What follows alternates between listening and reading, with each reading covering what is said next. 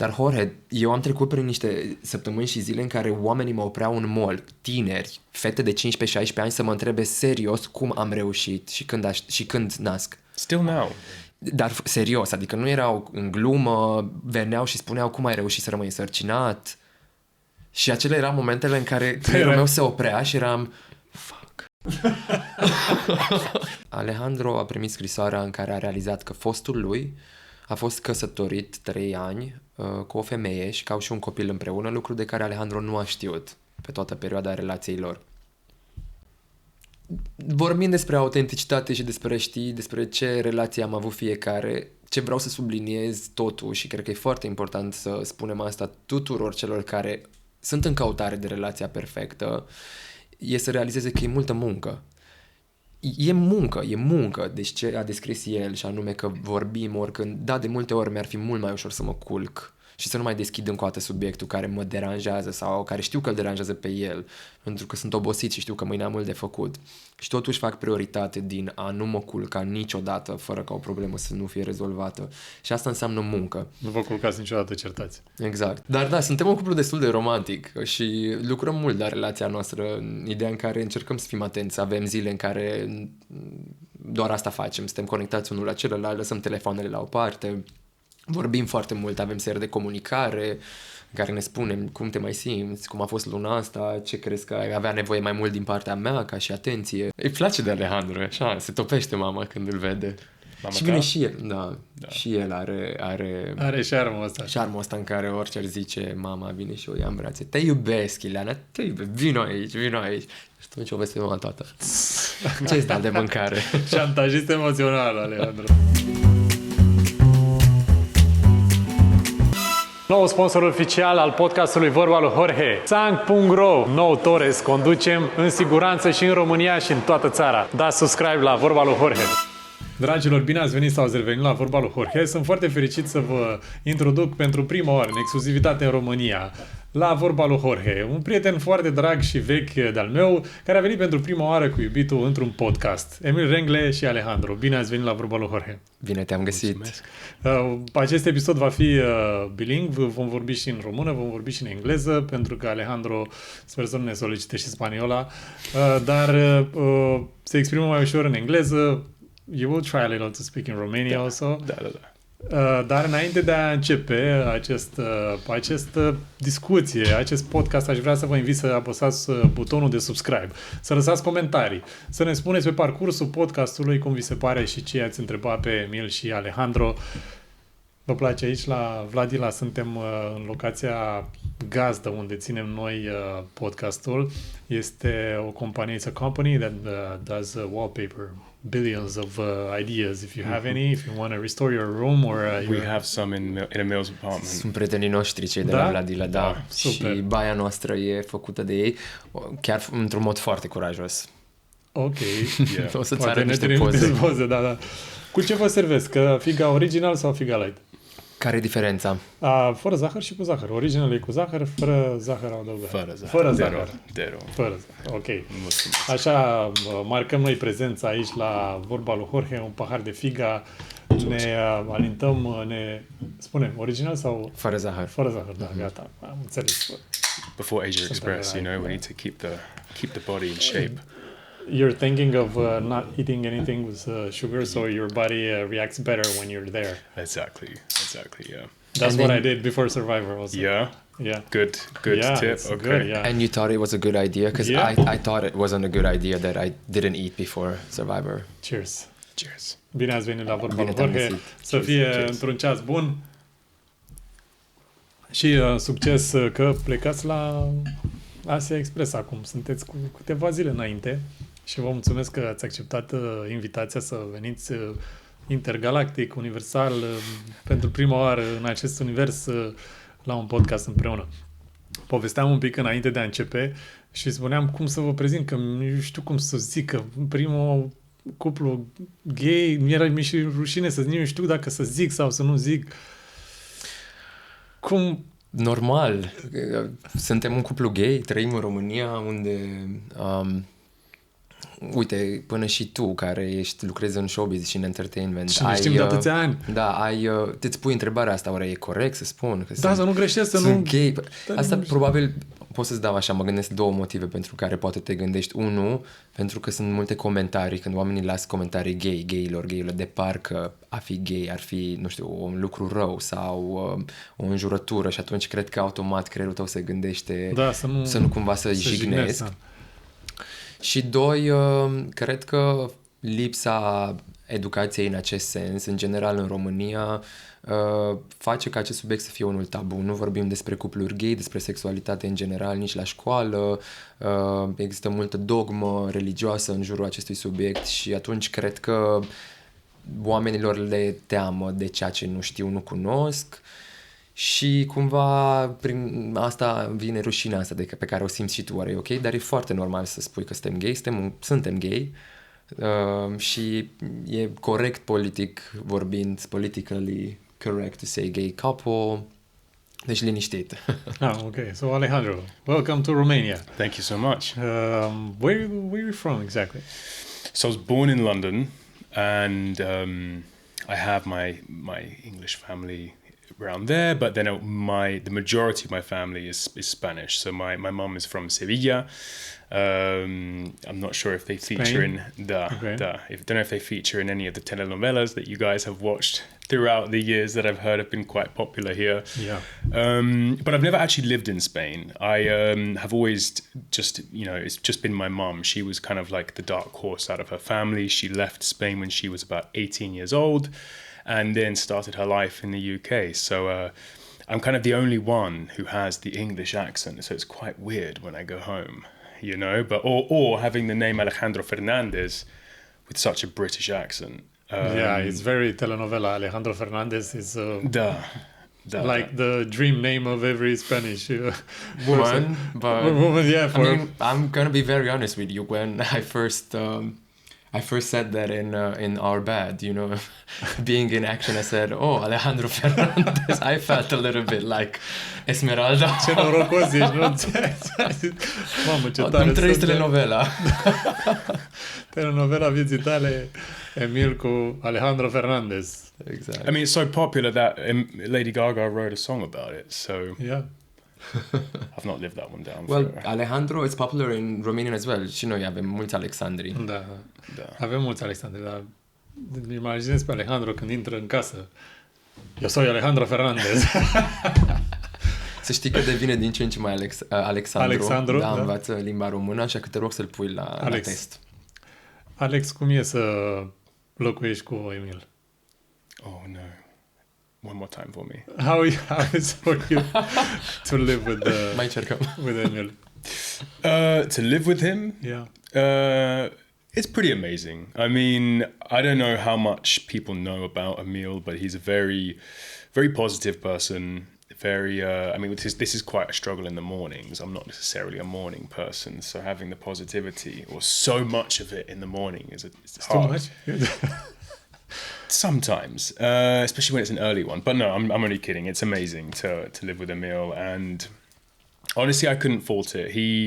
He's someone who brings out the best in me, always, in all situations. And I think that if you have someone alongside you, particularly living with them, you know, who does that for you, it's kind of like your superpower, you know? So all in all, it's been amazing. De cât timp locuiți împreună? Suntem în ianuarie. Imediat facem un an de când stăm împreună. Da? Da. Together 1 year. Da, anul trecut pe vremea aceasta stăteam în Dubai și când la final de februarie, când m-am întors, ne-am mutat împreună. Yeah. Happy anniversary. No. Too many more. We made it. Da. Mulțumesc pentru acest moment. Vezi, you discover things about yourself. Yeah, it's good. So, in this period of time, what's the most precious thing that you learned from Emil? And și tu, Emil, care e lucru pe care l-ai învățat și îl apreciezi cel mai mult la Alejandro? Sau pe care l-ai însușit de la Alejandro? You first. Okay. Well, where do I start? I mean, I did music when I was younger. much younger. I did a few TV shows and I had a kind of a bit of a career there, but I kind of lost my confidence a little bit, and I went into the business world, into the corporate world, totally lost sight of my talent and kind of what I really enjoyed doing. And since meeting Emil, it's been like he's kind of just like kind of knocked on a door that I haven't opened for a very long time. And he kind of opened the door and thrust me through it.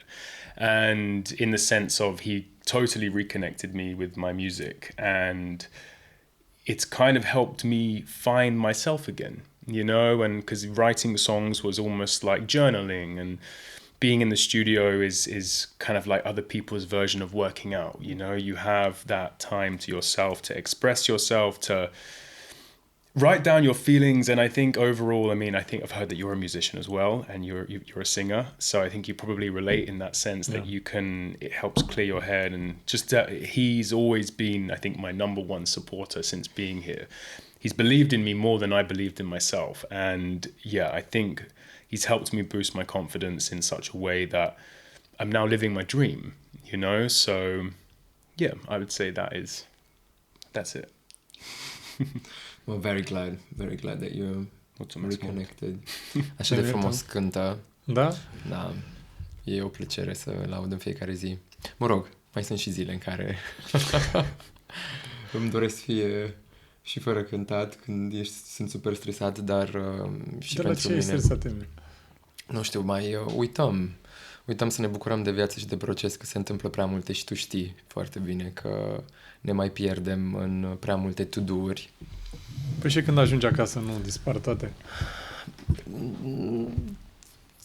În 80% să zicem că reușesc să fac și să fiu conștient și aware că n-ar trebui să le iau cu mine, dar mai sunt și zile când scapă și stresul intră cu mine pe ușă. Ce ai învățat de la Alejandro? Ce ai însușit de la el? Cred că cel mai frumos cadou pe care Alejandro l-a adus în viața mea este că sunt pentru prima dată într-o relație sănătoasă și simt că am un partener care îmi ține oglinda să învăț mai multe despre mine, să devin un om mai bun. Am învățat împreună cu el și cu relația asta că o relație sănătoasă înseamnă multă muncă, că nu e întotdeauna fain și frumos, dar că e ok să fie așa și asta face cumva relația specială. E un om pe care pot să mă bazez, știu că nu pleacă niciunde, mă simt pentru prima dată în siguranță într-o relație unde poate să iasă orice la suprafață și odată ce ies acele lucruri la suprafață pot să le vindec. Și n-am mai trăit asta înainte cu absolut nimeni. E un om foarte răbdător, foarte inteligent și deschis. Inteligent, mă refer și la inteligența lui emoțională. Da, înțelege că vin dintr-o cultură puțin mai închisă, am niște traume din copilărie, în primul și primul rând, unde am crescut într-o țară unde să fii cine ești sau eu să fiu cine sunt, n-a fost neapărat cel mai normal lucru și a trebuit să trec prin niște procese să mă accept. Și atunci cu aceste lucruri au venit tot felul de frici pe care le mai scot din când în când în relație. El venind din țările mai vestice unde niciodată n-a fost un subiect dacă e ok sau nu e ok că e gay, nu are aceste traume și școala asta, nu știu, învățăturile astea, dezvoltarea asta personală de care am parte împreună cu el în relație, cred că este cel mai mare cadou. Cum a fost să... ai spus că ai anumite traume din copilărie, au ele legătură doar cu latura asta vieții tale sau au fost și alte lucruri? Doar exprimarea asta că nu puteai să te exprimi sau au mai fost și alte lucruri? Multe alte lucruri. Și sunt convins că vor mai tot ieși. Cred că nu se va termina nici când. Odată ce rezolvi una, vine următoarea. Dă niște exemple. Ce uite, una dintre... ca să-ți dau un exemplu, gelozia. Mi-am dat seama în relația cu el, mai ales la începuturi, că nu am încredere. Că nu am încredere în general în oameni și temerile mele la începutul relației erau dacă e cu mine doar pentru că sunt cunoscut, dacă nu pot să am încredere în el atunci când iese cu prietenii. De exemplu, țin minte că la începutul relației el ieșea mult cu prieteni, aveau acest obicei după muncă, de a merge la un drink. Și cumva asta tot cred că datorită faptului că la ei e așa și la noi nu e. Deci multe diferențe culturale în care la noi când ești în relație o relație de obicei în România sau mă rog cel puțin ce am experimentat eu era plină de reguli. De reguli din astea în care parcă te încătușai, gata, acum dacă suntem împreună nu mai ai voie să faci aia, nu mai ai voie să faci aia, doar cu mine. Deci tot felul de reguli pe care sunt convins că cu toții le-am cunoscut prin relații care nu sunt neapărat cele mai sănătoase. Iar el era acest om foarte deschis, foarte autentic, foarte asumat și nu aveam încredere în această deschidere, știi? Mă gândeam că sigur trebuie să fie ceva acolo, nu știu, un ceva cu care nu spune totul sau adevărul. Și s-a adeverit că nu e așa, s-a adeverit că eu trebuie să mă relaxez. Una din exemple, dar sunt multe lucruri. Acum, astăzi și în evoluția relației noastre, nu mai sunt deloc gelos, tocmai că am învățat să am cea mai mare încredere în partenerul meu și treaba asta mi-a dat superputerea să devin mai puternic, să fac lucruri pe care nu credeam că o să le fac pentru că acum nu mai sunt singur. Sunt cu cineva, sunt cu cel mai bun prieten al meu în tot drumul acesta în viață. Și e minunat. So, thank you so much for being patient with all my with all my Romanian I understood enough craziness. that I know I need to make dinner for a few nights when I get home. Well, I still agree. That was not about it, but it's so cute. He likes the way you think.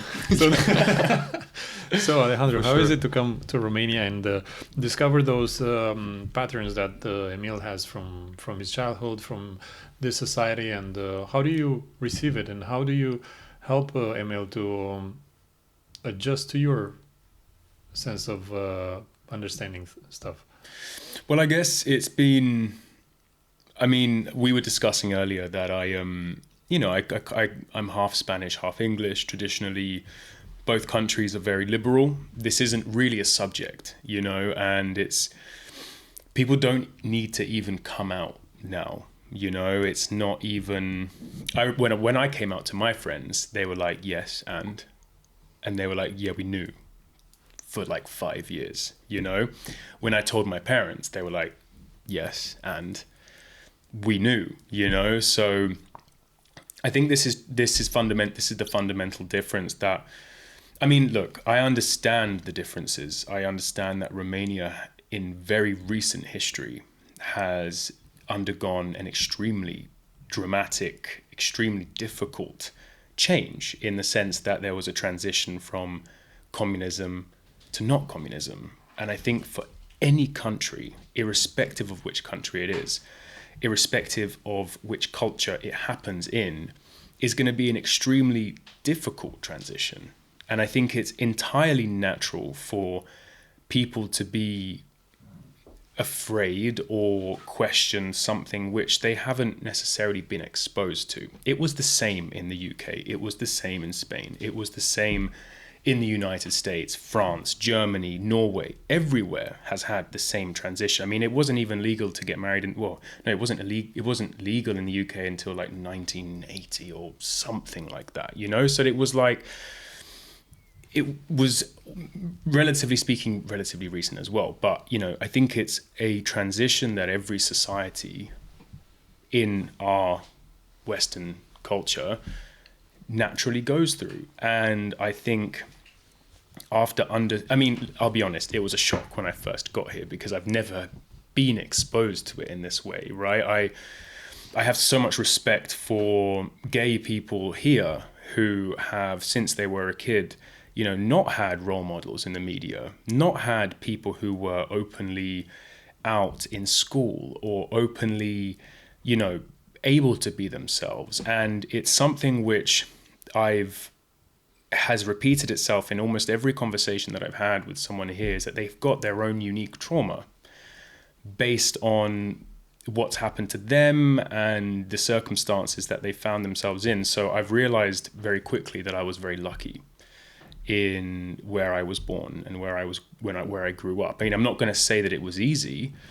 I mean, for example, there was when I was on some TV shows when I was younger, it was in my contract that I couldn't be gay publicly, and I had to have a fake girlfriend, for example. My fans were young girls, so, you know, economically it makes sense, you know, but it wouldn't be because I would lose my family, or it wouldn't be because I would lose X, Y, or Z, or have, you know, abuse online. So for me, it was a pretty rough, like, wake-up call, right? And then it was even more accentuated when Emil and I got together, because then I'd realized and I could appreciate what he went through being someone in the public eye, or maybe even one of the first or the first person in the public eye who was openly gay. And, you know, I think that makes me respect him all the more, you know. And but to be quite honest with you, it doesn't faze me, you know, because if I can be a role model, I think it's a lot to say that you're a role model, but if I can be someone who's visible, who's very proud and very happy to be who they are in front of and irrespective of anyone's opinion, for someone younger who is maybe questioning who they are and having some doubts or whatever it might be, then why not? I was thinking to ask you guys about what message can you give to teenagers that don't have your support, like the ones that you had, and if you have any, I don't know, message for delivered of what you think and how you feel now, and what can you tell them? For me, I think that it's okay, you know, it is okay. It is normal. It's okay to be who you are, you know, and irrespective of if the world tells you to move, it's okay to tell the world, no, you move. So that would be what I would say. I don't know what you would. Definitely the same. I'm just thinking of all the maybe young ones that live in rural, la țară, în sat, unde poate că e și mai greu să, știi, te trezești că te naști într-un sat și că ai o sexualitate diferită față de tot satul și cât de greu poate să fie acolo, cu cine vorbești. Lipsește total această, nu știu, deschidere, informație, discuție. Și mesajul meu pentru toți acei tineri care se găsesc în această situație este să-și rămână fideli și să încerce să educe în jurul lor prin acest curaj și această iubire pe care o pot împărtăși. Cred că nu este misiunea lor să schimbe lumea, dar în niciun caz nu trebuie să schimbe pe ei înșiși pentru alții și să rămână puternici, pentru că doar prin autenticitate pot deveni și cuceri lumea cu adevărat, știi? Cred că una dintre cele mai mari greșeli pe care poți să o faci este să ratezi viața trăind-o fără să fii cine ești. Și de multe ori societatea sau circumstanțele le pot obliga un om să rămână închis, să nu își asume, să își formeze o familie unde nu-i fericit. Adică sunt atâtea cazuri, nu, de bărbați care și-au format familii și își dau seama mai târziu și regretă. Cred că nu are sens. E păcat să pierzi atât de mult timp din viața ta doar ca să faci pe placa altora. Și oricât de greu ar fi, poate în unele momente în care sunt batjocoriți sau nu sunt înțeleși, doar să înțeleagă că acei oameni sunt lipsiți de informație. Și cu atât mai mult iubirea de sine trebuie să fie una mai ridicată în ei, ca să poată să împrăștie în continuare înțelegere față de acei oameni. Asta ar fi mesajul meu. Să credeți în voi și să fiți indiferent de ce spune oricine. Cine sunteți voi? Și dacă ar fi să-l întâlnești acum pe Emil de la 12-13 ani, ce mesaj ai da? Fix ce a zis Alejandro, e ok. E fix asta. E ok, Emil, e ok. E turn ok. out to be okay. Da, e ok. Da, exact. E ok să-ți pui întrebări, e ok să fii neînțeles, e ok să ai discuții cu familia care nu te înțelege. Mergi pe drumul tău, căci, uite, în câțiva ani o să fii foarte iubit și o să poți să strălucești și să fii exact cine ești tu, fără să trebuiască să-ți mai ceri scuze pentru asta. I think you'd also it's also very easy for me to say this, right? But, you know, there are people out there who will lose a lot of people close to them. And what I say to that, you know, if they take my advice or Emil's advice or whatever, they will lose people. But you will find your tribe. Mm-hmm. You will find your community, and if you can't have blood family, you have chosen family. Ca să traduc și în română ce zice Alejandro, să nu-ți fie frică să-i pierzi pe acei oameni care nu te iubesc pentru cine ești și te-ar iubi doar pentru cine și-ar dori ei să fii. Să nu-ți fie teamă nici pentru o secundă. Acei oameni, de fapt, nu ai tu nevoie de ei în viața ta. Și în momentul în care ai curajul să spui nu acelor oameni, faci loc altor suflete care vor veni să te iubească fix pentru cine ești tu. Și acolo e o frumusețe frumoasă. Since the beginning, since I met Emil, he's been, I don't know if the first or one of the first people that came out on TV and exposed himself and on different TV shows, which was very mind-blowing for a lot of Romanians with some artistic stuff that he made, which were amazing. And for that, thinking about Emil being this kind of role model for teenagers and people that respect and admire him, I would ask you of how do you feel like in this couple, because you are actually he was very extrovert and controversy in his appearances, but also you guys are very calm and not so I don't know, very I don't know how to say in English, but you don't show off that much with your partnership, with your couple. Mm-hmm. Just to add something to this, because I know where Jorge is going with this question. Usually, it's going to be nice if you answer this. Usually, people tend to think that gays are very extra, you know? Yeah. And I think that they are right, because most of them are. But, you know, I understand clearly from where Jorge's question is coming, because I get this a lot. That, okay, well, all gays then are probably very feminine, or so you're not wearing your high heels only on TV. No, I was thinking about the fact that in his past, Emil was very extrovert and very bling bling, shiny and stuff like that. And now, since you guys are together in the last year and stuff like that, I haven't seen that side of Emil. He kind of cooled down, and now I think that's because of you, and that's what I've seen in the. M-am așezat la casa mea. It's how we say it. Yeah. Well, I mean, maybe this is true, right? I mean, I can't speak for you. I definitely I mean, oh my God, some of the outfits in his wardrobe are awful. Like, look, I'm not an extrovert gay guy. Look, I mean, the amount of women who have come up to me who are flirting with me because they haven't realized yet, you know, and I'm like, yeah, because you're very handsome and Alejandro Fernandez, right? Thank you very much. Yeah. But you know, it gets to a point where I'm like, oh God, you're barking up the wrong tree, you know, like but, you know, I think it's important to know that, like, that, yes, a lot of people are extroverted, and I can be as well, you know, but it's not your style. It's not my style. Yeah. And I think what I'm trying to say here is that the likelihood is, if someone thinks that they don't know a gay person or have never met a gay person, the likelihood that almost 100% is that they have.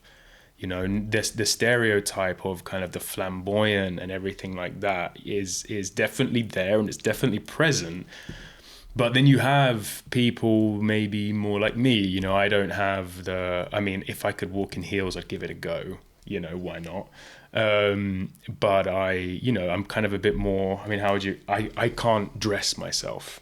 I can't tell which color goes with what. I usually say that I have a partner that is a gay soul trapped in a straight man's body. Very honestly, I like video games. I like rugby. I used to be captain of the rugby team. I like shooters, Call of Duty. That's just who I am, and I'm not necessarily kind of the stereotypical. But to answer your question more directly, I think, is that I don't think it's just me. I think it's that Emil he can tell you more about it. But I think you've kind of, since you've met me, you've gone through more of a transition in your life, right? Where you've kind of diversified who you are, what you do, and you've moved maybe more into my world, which is kind of corporate and stuff like that, which is maybe why it might seem like it. He's kind of like calmed down, but I don't know your take on that. Maybe that's totally wrong, but well, definitely I think that one of the other gifts of a relationship is that it brings the best out of you. And with Alejandro and his business side, he's a business consultant. I discovered also that part of my mind that is not as creative but more focused on towards business. So since I know you, I've been kind of exploring that side as well, and I didn't have time, Jorge. I didn't have time to do any more the crazy shows. I'm still having the high heels. I'm still having the outfits. So you said like some of his outfits are shit, like extravagant. And like he'll be like, oh, what do I look? How do I look? And I'm like, I hate it. I hate it. And he's like, yeah, but as someone who's influential or an influencer, you need to dress differently. And I've tried, but I can't do it. Like, you try to get me to wear some things, and I'm just like, I'll try. I mean, maybe I just need a bit more of a... So your outfits for Asia Express will be totally different. You with some shirts and him with how is your luggage? Cum stai între hainele tale? Cred că lumea se așteaptă ca acolo să fim, ca să-mi aduc tocurile, știi, chiar m-a sunat Lidia Buble zilele trecute și a zis, măi, neapărat să-ți iei o perucă și tocurile și să faci autostop, că dacă faci oia se opresc și te iau. Și nu o să fac asta pentru că ne-am propus să facem o figură bună, adică ne dorim să ajungem departe și să câștigăm, asta ne-am propus. Și cred că nu o să mă gândesc atât de mult la face show pe cât la fi eficient. Și atunci... Da, dar noi ne distrăm de... Nouă ne place să ne distrăm și să... Că tu ești foarte... Dacă mai spune încă o persoană, mi-ai spus și Lidia, am spus și tu, cred că îmi pun... I think, in my opinion, that he should definitely get the high heels, just in case. Definitely. We're going to be in the Philippines. Yeah. Man, that's a lot of lady boys there. Yeah, exactly. I'll belong. Yeah, you should press that button. Right in. Yeah. It's in the Philippines. That's but amazing. It's just that's a bit risky, because then, if actually we're stopping a car, they might think that I'm gonna pay, because that's how they're used to it. Acum Emil, ce să faci? Nu se arată pe cameră. Asta e, într-un fel sau altul, știi cum înțeleg. Da, foarte funny. Care este cea mai frumoasă zi din relația voastră? Which one is the best day of your relationship? Oh, I know what it is. Oh, me too. Haide. Do you want to say on the same time just to see if we are thinking of the same day? 3, 2, 1 și... Engagement Proposal. day. Yeah, okay. Yeah. Și aici ajungem la întrebarea de la partenerii noștri. Jorge și Cara Diamond e o colecție de verighete, iată, pentru cei interesați care urmează să se căsătorească, nu că aș bate apropo-uri, dar puteți să alegeți verighetele de la Jorge și Cara Diamond. Întrebarea este... Ce livrare impecabilă! That was an amazing transition. Yes. Wow! Întrebarea de la partenerii noștri este: cine pe cine a cerut? Who asked who? He asked me. Okay. It was amazing. I mean, I didn't... How did it happen? Do you want to go? As you wish. I think it's nicer for you to describe because it was a surprise for you. I was planning everything, so I knew it for months already, right? Okay, we need your perspective. Okay. So Emil took us to Mexico to meet his family, and which was beautiful. You know, we had an amazing time in Puerto Escondido, and Wait, your family lives there?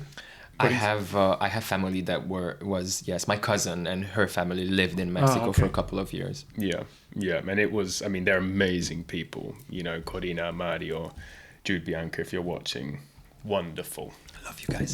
They just want free accommodation. Don't worry. I mean, it wasn't Ori bad. cazare gratis în Mexic. Acum le e dor de voi, dar glumesc. Vă pupăm. but he said, "Oh, Alejandro." He came up to me one day and he was like, "Oh, Alejandro, we're gonna go and have our own little getaway." And then from that moment, I was like, I see. Okay. And then I immediately had a kind of like a suspicious moment. And then we went to this place. I have no idea. Well, it was this beautiful hotel, which was, I mean, it was 8 cabins basically on the beach. And I went up to reception and with him, and he was like, "Oh, Alejandro, just go away," kind of a little bit. And I was like, why are you sending me away? And then, so anyway, then it was beautiful, and there were just all these little things which kept happening, and I was like, something's going to happen. I felt it, you know, and I even texted my mom and my best friend. I was like, I'm suspicious. And my mom replied to every comment I made apart from I'm suspicious, which made me even more suspicious. And the reason of that is because Știa mama lui? da, i-am cerut voie mamei întâi înainte să-i cer lui și atunci They went for a suspicious lunch, and I'm like, right, okay. Anyway, then we were on this beach, and it was a private beach. It was sunset, and the sun was going down. There was no one on the beach apart from us. And then Emil said, "Oh, I need to go and get my phone." And I looked down in his pocket, and I can see his phone in his pocket. And I'm like, right. And I'm like, don't worry, I've got mine. You know, we can use this one. Don't miss the sunset. And he's like, no, I'm going to go and get my phone. I'm like, okay, whatever. I was then kind of filming myself, just, you know, trying to be an influencer terribly, might add. And then I've actually got this on video. I can show you this afterwards. Yeah. The moment he decided that he was going to do it. Fac aici o paranteză, dar este că nu era programat să-i cer mâna în acel moment, era programat pentru a doua zi. Era așa de Era atât perfect de momentul ăla. Exact. Eram pe plaja asta unde eram doar noi, o plajă privată, superbă, cu un apus, o să vezi, care parcă, nu știu, a fost, adică nu, ce serviciu, foc de tabără, orice să iei pe bani, nu poți când ți se oferă. Totul de la Dumnezeu. Exact. Și am știut că acela e momentul, am știut că ok, nu mai trebuie să aștept și așa am decis să fug până în cameră ca să iau inelul. Și n-am găsit altă scuză decât că trebuie să mă duc să-mi iau și eu telefonul, să ne filmăm, să facem content, că uite cât de frumos e. I'm with an influencer, you know, so I was kind of like getting used to these points of let me go and get my phone, or it might be a light, or it might be something, you know what I mean? That's so nice. And that's the moment when you proposed. Haideți să ne uităm cu toți acum la video când Emil îl cere pe Alejandro. Ne uităm chiar acum.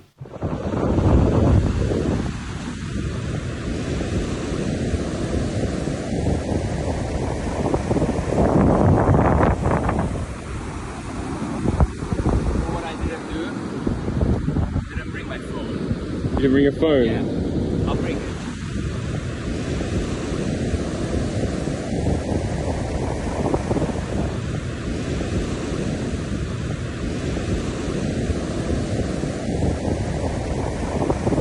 Deci nu era chiar momentul, după cum ați văzut, în care l-am cerut, pentru că acolo s-a oprit. S-a vede doar filmarea în care fug după inel și momentul în care mă întorc, după care rămâne doar pentru noi.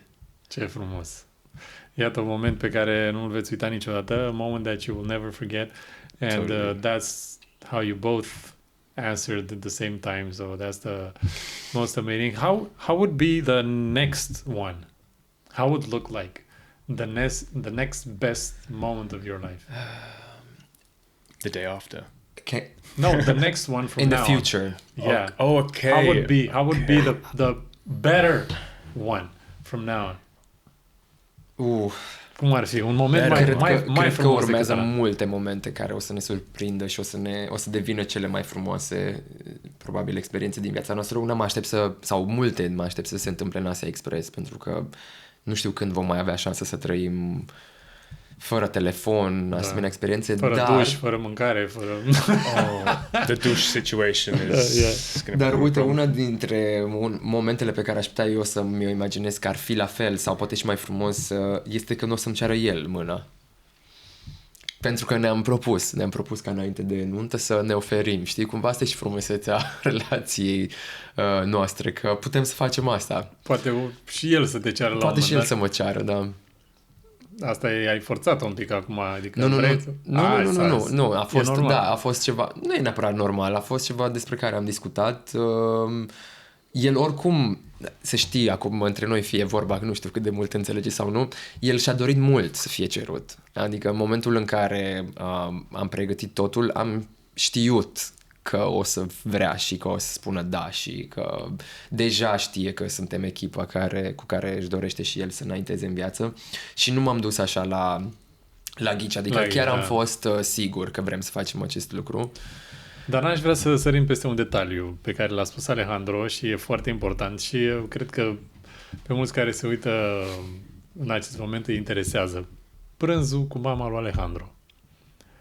Cum a fost? Ce ați vorbit? Ok. Deci, Jorge, trebuie să înțelegi că Maria Fernandez Hai de capul meu, micuța mea. este... Cum sună? E Caterina Papagheorghe și Maria Fernandez. Oh, that's not the whole name. Exact așa cum sună, e și e în realitate. Deci ea este scoasă din telenovele. Este Bombă. spanioloica aceea. Cred că mi-aș fi luat bătaie să-i cer mâna copilului ei fără ca ea să știe, să vorbim, să-i cer permisiunea. Deci a făcut niște lucruri foarte clare încă de la începutul relației noastre, precum faptul că fiecare sărbătoare și Crăciun trebuie să se întâmple în familie la ei acasă. Deci sunt niște lucruri care nu sunt negociabile și sunt So, hispanic. cu 100%. Very. Dar lăsând la o Dar parte... ți-ți place asta, că și tu ești cu Crăciunul, mai ales în... Seamănă cum noi, adică să știi că energia lor de, așa, telenovelistică seamănă foarte mult cu a noastră și noi suntem la fel de dramatici, la fel de zgomotoși, deci acolo ne înțelegem. Dar lăsând la o parte cumva partea amuzantă a faptului că Maria a știut înainte să știe Alejandro, a fost într-adevăr un moment special pentru că oarecum simt că în momentul în care ești cel care face pasul să ceară mâna, se întâmplă acolo ceva prin discuția asta cu Maria în care i-am promis că am să am grijă de copilul ei și că băiețelul ei va deveni bărbatul cu care eu o să-mi trăiesc viața și cu care o să înaintez și cu care o să trec prin bine și rău și toate aceste lucruri pe care le-am povestit acolo la masă, în care am și plâns, și atât eu cât și ea, au făcut ca promisiunea mea, ca cererea asta să devină una și mai profund, cu greutate. Da. Una în care nu mai e vorba doar despre noi, e vorba despre o familie pe care o creăm. O familie diversă, o familie care ne-o dorim să o creștem și Maria face parte din viața noastră, deci simt că am ieșit foarte câștigat că am făcut acest pas. Și a fost o idee genială să te duci să te întâlnești cu Maria. Was this a question about what the lunch was like? Yeah. So the funny thing about this is that I remember I was just loading the dishwasher and my mum was on her laptop in the kitchen, and then she's like, Alejandro, she pulls her glasses down, she's like, Emil has asked me for lunch. This isn't what I think it is it? And I was like, no, why on earth would he ask me to marry him now? 2 hours later, she knew. And but she was very cool because she came back home and she never told Alejandro that this is about to happen. So she was like, yes, we just talked about he needed some business advice and this and that. I totally bought it. You bought it? Yeah, totally bought it. You wanted to buy it, so Yeah. you don't know, so it's gonna be a surprise. That's why you tricked yourself, I think. But and this is just because că ai vorbit despre inele, o altă parte foarte amuzantă este că eu am cumpărat inelele în Dubai, Jorge, unde e ilegal. Adică la noi în România nu avem drepturi, dar acolo e ilegal să fii gay. Și a fost atât de amuzant pentru că mergeam din magazin în magazin să caut inel pentru mine și pentru soția mea care are degetul mai mare ca mine. Și peste tot mă întrebau, are you sure, sir, are you sure? Yes, my... She's fat. Yes, she's a bit overweight, you know, but these are the sizes. Didn't Alina say, it's very rude to ask? Yes. Era o prietenă cu mine care spunea că îi certa pe toți. Very rude to ask. Why is his wife's finger bigger than his? It's amazing. Deci, da, a fost cu peripeții. His tribe. Da. Yeah. Foarte ăla sunt verighetele, sunt inelele de Logodna. Foarte, foarte frumoase. So, that's the most amazing story I've ever had. And it's nice to hear what your different perspective from Emil, even though stuff happened and at the same time in the same house, in the same couple. And, you know, we all have different perspectives. And can you imagine yourselves like being in Romania or moving out of Romania? I know you guys are thinking of having kids because I heard Emil saying on national TV that he wants to get pregnant. I was laughing for days with that. God. And me and my wife, we were laughing a lot about it, but in a good way because she knows I know Emil very well, and we're like, you know, You guys got the joke. Nebunul ăsta a zis la TV că el vrea să rămână însărcinat. Băi, cât de nebun e. A ajuns știre aproape internațională. Adică deja la un moment dat eram pe TV lângă Putin cu o știre, primul bărbat care își va face. Deci s-a rostogolit într-un mod în care noi nu ne-am dorit. Ca să-ți spun și să-ți explic rapid. A fost foarte amuzant. I laughed for days because I know Emil and I know how he makes some controversy, statements, and I was like, this is Emil. It was getting more and more out of hand, and we were like, oh my gosh. Da, a ieșit de sub control. Da, escalada mult. Dar a fost foarte tare, adică modul în care tu ai spus-o, asta a fost, eu de-aia când mă uitam la video, I was watching that video on internet, when the way he was saying it, so serious and so confident of this will happen, I was like, Emil, Jorge, în acel moment deja eram întrebați a 10-a sau a 12-a oară niște lucruri care chiar ni se păreau stupide, știi? Că ți se iau multe interviuri de genul acesta și pur și simplu când am ajuns la acest ultim statement în care am zis și pe lângă asta aștept, vreau să și rămân însărcinat, deja eram erai deja saturat. Eram numai cât ne mai întrebați cine pe cine, cum, adică lucruri care înțelegi. Da. Și de acolo a venit, adică am fost atât de serios pentru că eram oare până unde pot să mă duc în așa fel încât pentru ei să le se pară senzațional. Și ai dat bomba bombelor. I think this is the first time that we've kind of explained what we E prima dată, când vorbim de ce și cum, pentru că să știi că nu mulți, adică tu râzi, ai râs, mă cunoști, ai înțeles. Și a mai fost așa o bulă mică de oameni care au înțeles gluma și au gustat-o.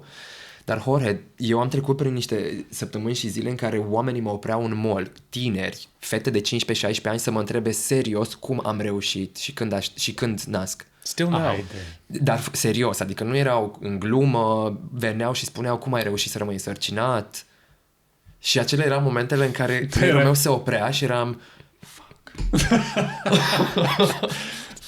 Uite unde ai ajuns cu un statement, cu o declarație nebună. Da, asta e consecința, trebuie să o suporți acum. Acum știi cum e, ai scos porumbelul pe gură, trebuie să te apuci de treabă. Nu tot încercăm.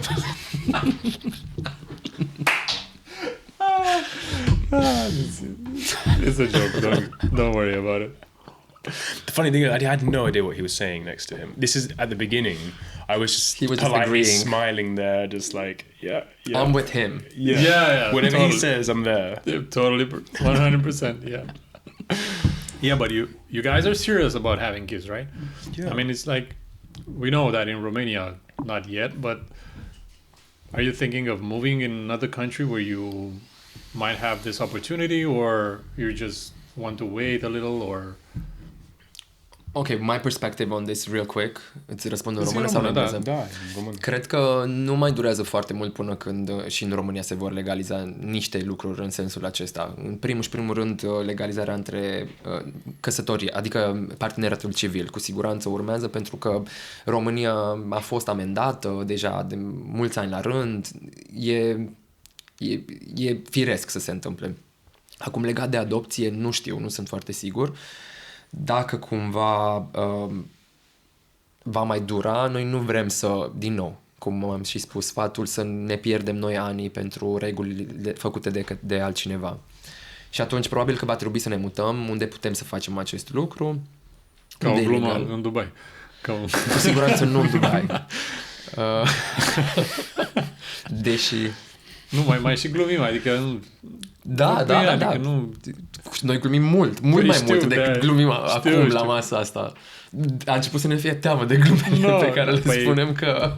După ce s-a escaladat cu declarația aia, acum începe să-ți fie teamă să spui chestii, da? E ok, adică noi avem spirit de glumă și înțelegem. Da, cred că un principal motiv pentru care ne dorim să adoptăm și pentru care am vrea sau care mi-ar plăcea să o afle și oamenii este că sunt extrem de mulți copii care sunt părăsiți și care nu au șansa să crească într-o familie.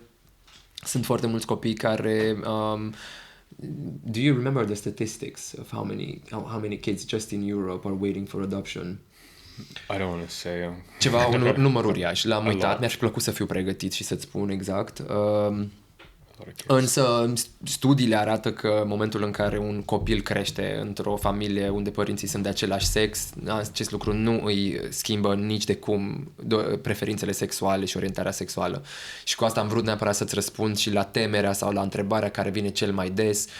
Nu e normal ca un copil să crească cu 2 tați sau 2 mame. Din punctul meu de vedere, nu e normal ca un copil să crească fără iubire și fără atenție. Și noi vrem să oferim șansa asta acelor copii care poate că ar crește fără această atenție și iubire de care au atât de mare nevoie.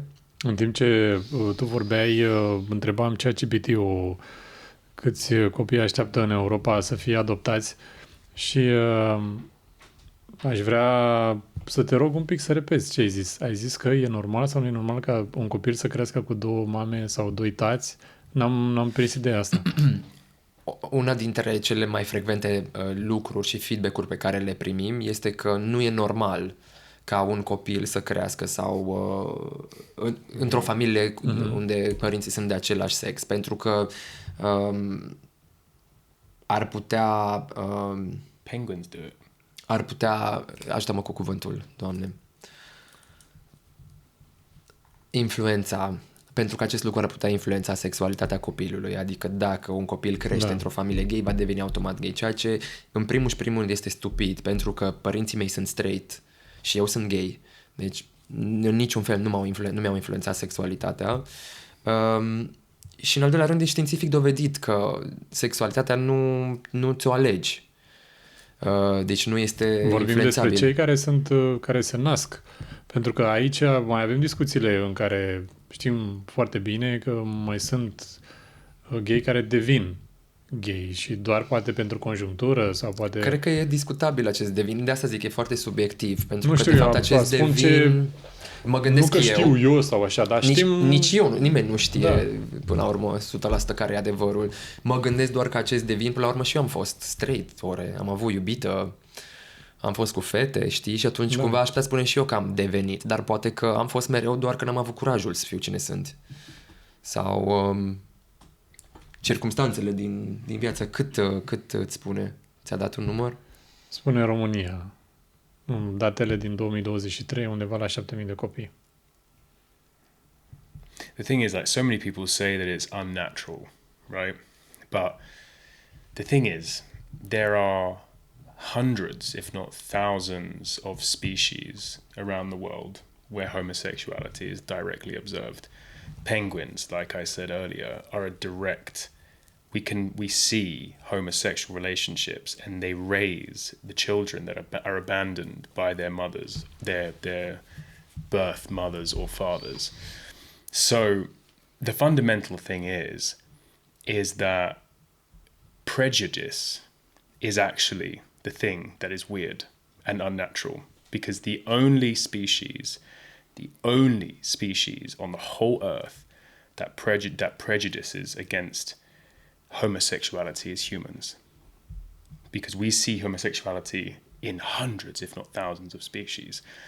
So my response to people who say it's unnatural to be gay says actually it's unnatural to have prejudice, because we only observe it in our own species and a small subsection of our species.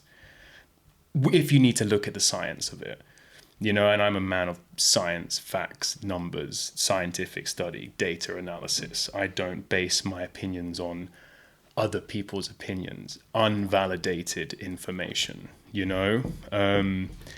so that it's so I find this is the thing I struggle with, I'm just like, people like to project their opinions and their experiences on others, which is a huge shame, when actually the data suggests otherwise. And if anyone did their own research, they would just figure that out themselves.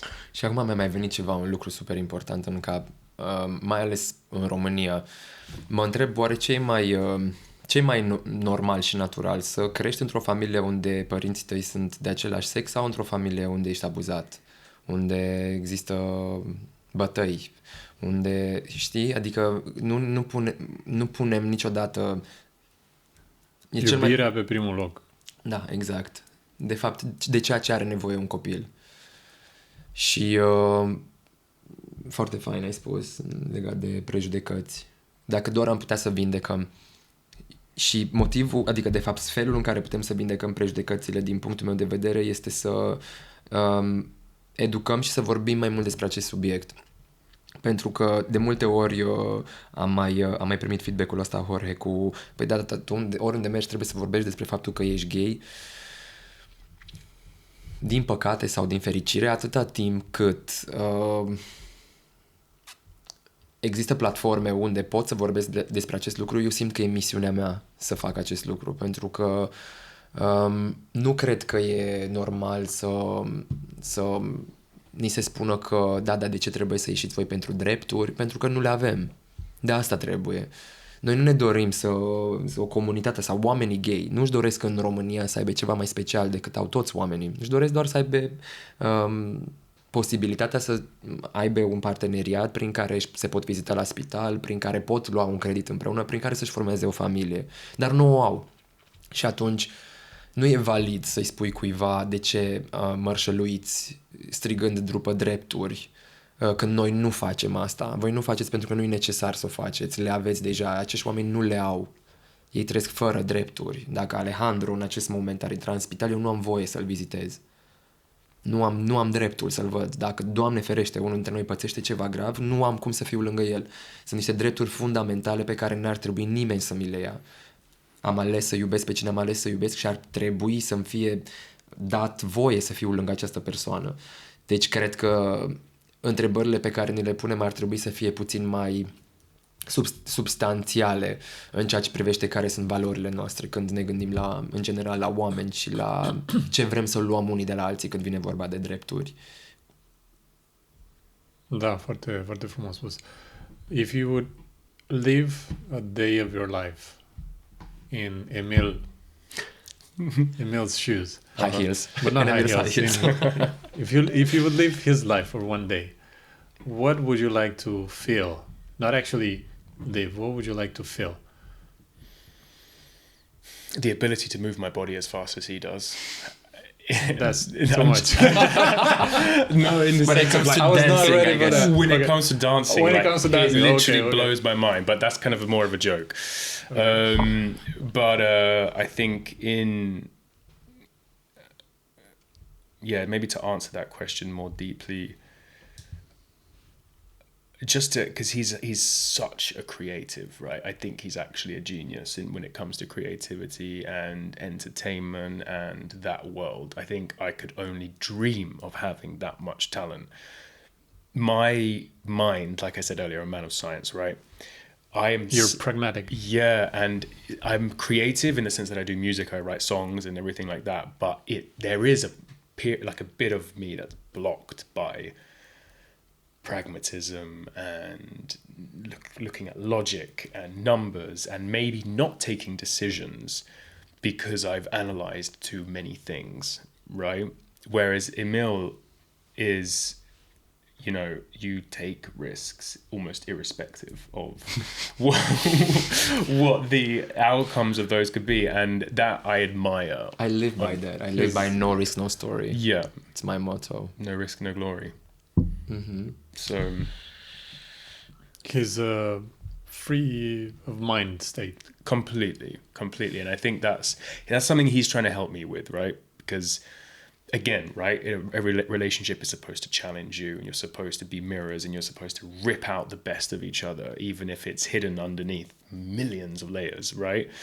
And that's what he's doing for me. And so I think maybe one day I will be able to have a glimmer of what that might be like, I think you're doing it already without realizing.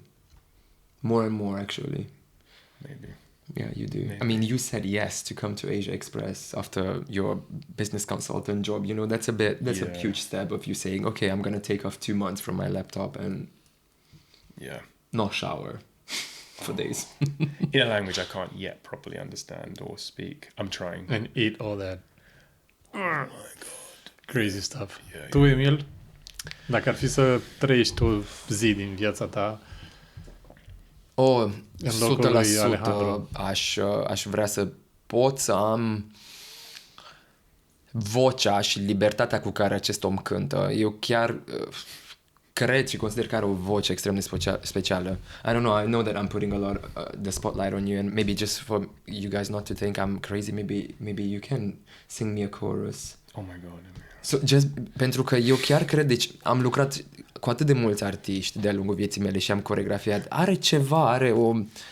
De fapt, noi când ne-am cunoscut și am început să ieșim la date-uri, nu am fost atât de interesat de Alejandro până când l-am auzit cântând. Când l-am auzit cântând, m-am îndrăgostit. Ăla a fost momentul. The one with the I'm in the corner. Oh yeah, Please, it's my go-to. Please sing it a bit for me. Oh, okay, a little bit, but I have been in the studio all day, so. I'm in the corner watching you kiss her. Oh, I'm giving him out. I'm not the guy taken home. Ooh, I keep dancing on my own. Oh. Mamă, ce timbru e. That's very nice voice, man. Thank you. Congratulations. And the passion you give when you sing, that's foarte frumos. See, Are un timbru you say foarte yes bun. more and more. I wanted to challenge. I was curious. De fapt, chiar eram curios. I thought you'll say no. I get nervous. I would say no. If my wife says, yeah, can you sing that song where you sing me when no. Și eu la fel. Dacă merge, hai dansează un pic. Hai, arată-le și tu o mișcare de dans. Da, să sătul. Da, exact. Da, vezi, uite ce înseamnă să fii... So, actually, you're pretty into his world, so you're saying more yes, watching Yes Man with Jim Carrey in the last 2 weeks. Oh, it's a great one. Very good movie. It's if you would have to choose between love and freedom, what would you choose? There is no freedom without love, I think. I think one is a byproduct of the other. So, catch-22. I'm going to get both by saying love. Okay. Agree, completely. It was my answer as well. Foarte frumos. Am învățat aici la podcast că noi nu trebuie să fim poate 100% compatibili, ci complementari. So when you said earlier that you would like to feel what Emil's world is like in his mind and in his soul, in this podcast we learned about not being 100% compatible to each other but complementary. So I think the yin and yang is like your part of the artistic world is that small part of your artistic world is the whole 90% of Emil and his 10% of your 90%. And I think that's why you're complementary. And together, I think you make a good couple, and because you are very Chill. very chill. Yeah, you're not that kind of very vocal in trying to show off on we are this couple. Yeah, we are together, because we've seen that in different areas of the planet. I mean, I think this is exactly what a podcast like this is for, right? Like you've made us feel very comfortable. So thank you for that. And this is a beautiful place. And I think it's an amazing opportunity for us just to be ourselves and, show people what that is, like you do see a lot of the controversy and all of this kind of stuff, but actually behind everything, we are just normal. Yeah. But I'm curious about your house. How is it at home?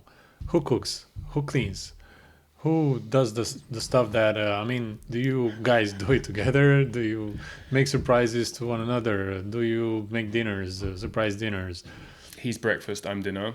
Okay. He makes a killer breakfast. Oh my I'm cleaning the bathroom, he's cleaning the kitchen. But these things happen naturally, like it's just that What are you good at? What are you good at? And that came naturally. I think that actually there are some benefits in being in a gay relationship because we are two men and we already know everything that we need to know about each other. It's like being with your best friend that you actually love and you're also attracted to it. So sometimes I do believe that there are some parts that are beneficial that we're in a gay relationship. You get two wardrobes. And you can steal each other's clothes. Yeah. He's got all the designer stuff. I've got all the stuff from Zara. Yeah. Very beneficial for me. Da, in pe many credus, Dar da, suntem un cuplu destul de romantic și lucrăm mult la relația noastră, în ideea în care încercăm să fim atenți, avem zile în care doar asta facem, suntem conectați unul la celălalt, lăsăm telefoanele la o parte, vorbim foarte mult, avem seri de comunicare în care ne spunem cum te mai simți, cum a fost luna asta, ce crezi că ai avea nevoie mai mult din partea mea, ca și atenție. Oh, ce bine. Foarte tare asta. Suntem... Ce preferați, mare sau munte? Când vreți să plecați undeva, unde vă dați?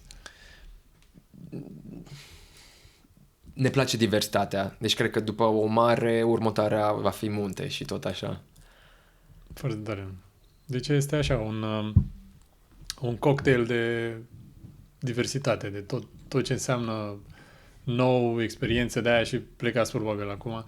Ați simțit vreodată ai spus tu că el pleca, dar asta e cultura lor, ei după job pleacă la bere. Așa e peste tot pe unde te duci în Europa, când ai trecut seara pe la 6-7 prin oraș sau prin piață, vezi tot publicul ăla, toți oamenii aia care stau afară la mese cu paharele și mai stau de vorbă și vezi, vorbesc acolo în continuu. Chiar dacă nu înțelegi limba, ei sunt acolo.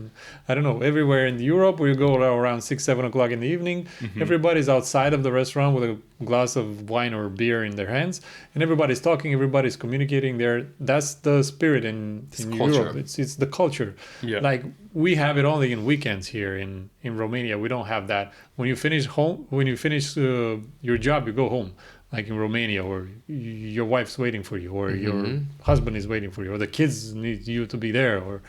But in Europe, a lot of people after work, they just go hang out. Yeah, I mean, London, What do you do with the kids? A nanny, know, or like, I mean, for example, you have like after school stuff, for example, or whatever. I remember in London, we would always have, I don't know, after work drinks or something like that. And on our way home, or even in Spain, right? I mean, even in Spain, it's even more prominent, I think, because I remember going to Spain and it would be like a Tuesday at 11:30 and there's 5-year-olds out, and it's like, what are you doing here? Go home. I don't know. I guess it's just so amazing to see the different cultures everywhere, right? And even in the different regions of the different places. Is there any place you haven't visited yet together? Oh, many. Oh, many. What's on the to-do list? Besides Thailand. Eu ce-mi doresc foarte tare și nu am bifat deloc e Africa. Yeah. El a mai fost. South America. Dar aș merge în satele acelea unde să văd cultura aceea lor. Știi? Nici măcar nu m-aș duce la safari-uri, m-aș duce să văd cum dansează, cum cântă, costumele acelea, mi se pare fascinant. Colorate din Africa. Da.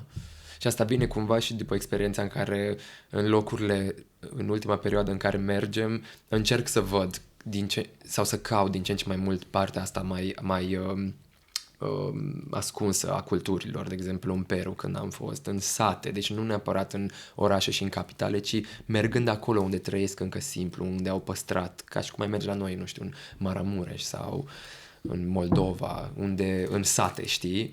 Unde încă îi vezi că mănâncă tradițional din grădină. Mi se pare că este cel mai mare cadou pe care poți să ți-l dai. Să vezi și asta este și cel mai mare lucru pe care îl aștept în experiența care ne așteaptă. Dormitul la oameni acasă. Nu-l văd deloc ca pe o povară, că va trebui să dormim pe la oameni. Abia aștept să văd, să stau cu necunoscuți când vreodată o să mai am ocazia asta. Să văd diferite culturi acasă la cei oameni pe care nu-i cunosc, să mănânc cu ei. Cu ce aveau ei de pus pe masă în seara aia. Authentic. How do you call him? Emil? Amorcito. Amorcito. Da. Squishy. Or smush. Yeah, I keep accidentally saying iubita mea. Or it just rolls off the tongue better. Când suntem la TV. Știi, adică mereu, adică nu mi-au ajuns ani de bullying, știi? Mai vine acum și logodnicul meu care tot timpul spune da, și cu iubita mea, Emil, și sunt ok, ai mai dat subiect pe TikTok pentru 2 săptămăni. It sounds nicer, you know? Yeah, it's like Habibi, you know, it sounds good, Habibi. Yeah, viața mea. Viața mea. That's good, viața mea. That was a good one, yeah. Mi vida. Mi vida, cariño. Amorcito. Deci, Amorcito e... Ai dat cu Amorcito. Amorcito, foarte frumos. Ai fost în retreat, am văzut, în Bali. Ați fost împreună sau ai fost separat? Am fost doar eu. De ce? Doar tu? Pentru că la finalul anului am simțit nevoia eu am avut această nevoie să mă duc și să lucrez, să stau cu mine, să lucrez la mine, știind că într-o lună vom intra într-o experiență în care o să fim non-stop împreună. Iar el a simțit să stea cu familia lui, pentru că stă foarte mult în România și nu mai are atât de mult timp să petreacă cu familia lui. Mă bucur că mă întrebe asta, pentru că mulți mi-au scris, asta-ți ok, v-ați despărțit, cum de tu ești în Bali fără iubitul tău, gata, atâta ținut magia. Și mă bucur că am șansa să spun că noi nu credem că evoluție poate exista doar împreună. Cred în continuare că atâta timp cât tu evoluezi și singur și depui acest efort, devii mai bun și în relația de cuplu și cred că o relație sănătoasă trebuie să-ți permită această libertate, să petreci timp cu tine, să te redescoperi, să faci ceea ce vrei tu să faci. Iar la noi fix asta s-a întâmplat. Am avut o discuție matură în care fiecare și-a exprimat dorința pentru o perioadă înainte de o experiență care ne așteaptă, de ce ne-ar încărca pe noi. El a simțit nevoia de a petrece timp cu familia, eu am simțit nevoia de a petrece timp cu mine. Și ne-am oferit acest spațiu. It's healthy, I think, to have time, right? Da, pentru că asta va urma să te întreb. Nu ți era teamă că o să evoluați în direcții sau că nu o să mai fiți pe aceeași frecvență sau că tu o să evoluezi într-o direcție și el în alta? Ba da, am avut temerea asta, cum să nu? Am avut temerea asta și e o discuție foarte prezentă în viața noastră, dar cum reușim noi totuși să facem față la provocările vieții este că comunicăm extrem de mult și ceea ce învăț eu atunci când sunt plecat împărtășesc cu el, iar ceea ce strânge el împărtășește cu mine și cred că o altă lecție pe care acum, în prezent, încerc să o integrez și să înțeleg din ce în ce mai mult este că acum nu mai alerg singur în viață, alerg cu un partener și asta de multe ori înseamnă și să pun puțină pauză sau să-l aștept, pentru că știu că de multe ori și el face același lucru. mă așteaptă el pe mine ca să înțeleg unele lucruri, cum a fost, de exemplu, trauma mea cu gelozia și cu neîncrederea. El acolo a oferit foarte mult spațiu să-mi dea voie să descoper că nu am de ce și că pot să am încredere. Așa și eu, la rândul meu, realizez că atunci când ești cu cineva, vă țineți de mână și mergeți împreună. Poate că nu mai evitezi atât de rapidă uneori, dar e mult mai fain să ajungi la destinație cu cineva decât singur. Emil told us that is the first relationship, healthy one, that he's been having since we know him. And what about you? What is your experience in this direction? The exact same. I mean, I didn't know I thought I'd been in healthy relationships until I was with Emil, and I think the fundamental difference is that we communicate on everything. You know, I don't think there's any topic, any subject that is too sensitive or that we're too tired to talk about, because fundamentally, a topic unspoken manifests into many different things. You know, it could be arguments, it could be treating each other differently, it could be, anything. Every relationship is unique. But also, the most important thing, and I think this is the point of a relationship, is that it is a mirror for you. And a relationship, or a healthy relationship, in my opinion, is there to highlight what your deficiencies are and give you the opportunity to fix them or adjust or whatever, you know? Because I don't think you should change as a person, but I think you should adapt, you know? Like, I don't think that one person should try and change the other or vice versa. You should then say, okay, I'm going to adapt to this person. I'm going to learn about you. I'm going to learn about what your triggers are. I'm going to learn about your traumas. And I'm going to adapt my behavior to make sure that I can be a person who's healthy for you to be with. And I mean, I think we've both had some pretty crazy my previous relationship, the guy was married for the whole 3 years and I had no idea, you know, and With a woman. With a woman, you know, so I was the side bitch. Wait. Let's talk about this a little bit. So, it's the first time. Yeah. Deci e pentru prima dată când mă duc în Anglia să cunosc familia lui Alejandro. Da, e pentru prima dată. Oh my God, yeah. Și îi cunosc familia, după care îmi cer scuze, mă duc să fac un duș, tocmai ca să cobor din nou în living și să ne cunoaștem mai bine. Când cobor, e o dramă totală jos. Asta a fost prima mea experiență în familia ta semi-spaniolă. Da? Ce s-a întâmplat? Alejandro a primit scrisoarea în care a realizat că fostul lui a fost căsătorit 3 ani cu o femeie și că au și un copil împreună, lucru de care Alejandro nu a știut pe toată perioada relației lor. Vorbind despre autenticitate și despre ce relație am avut fiecare, ce vreau să subliniez totuși, și cred că e foarte important să spunem asta tuturor celor care sunt în căutare de relația perfectă, e să realizeze că e multă muncă.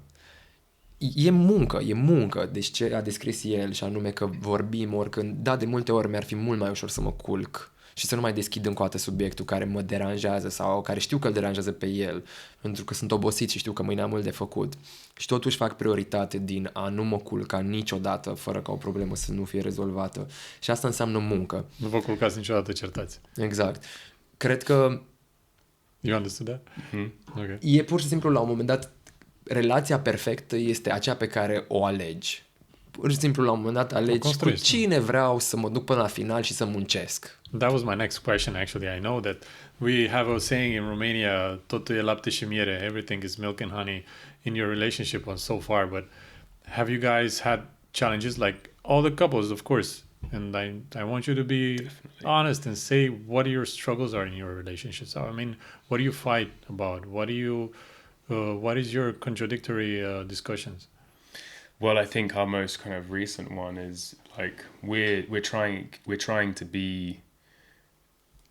We want to live for as long as possible, right? For each other, and I think in today's society there are so many things that we do unconsciously that is killing us. You know, I mean, you breathe in and out living in a city. That can give you cancer, you know. And I used to smoke, used to drink way too much. And Emil has a health condition where you know, have to be super careful with what you eat, what you drink, what you can't smoke. And I hope you don't mind me mentioning. No, definitely, be open. That, you know, you can't do these things. And for me, it was kind of very normal. You know, I come from the UK.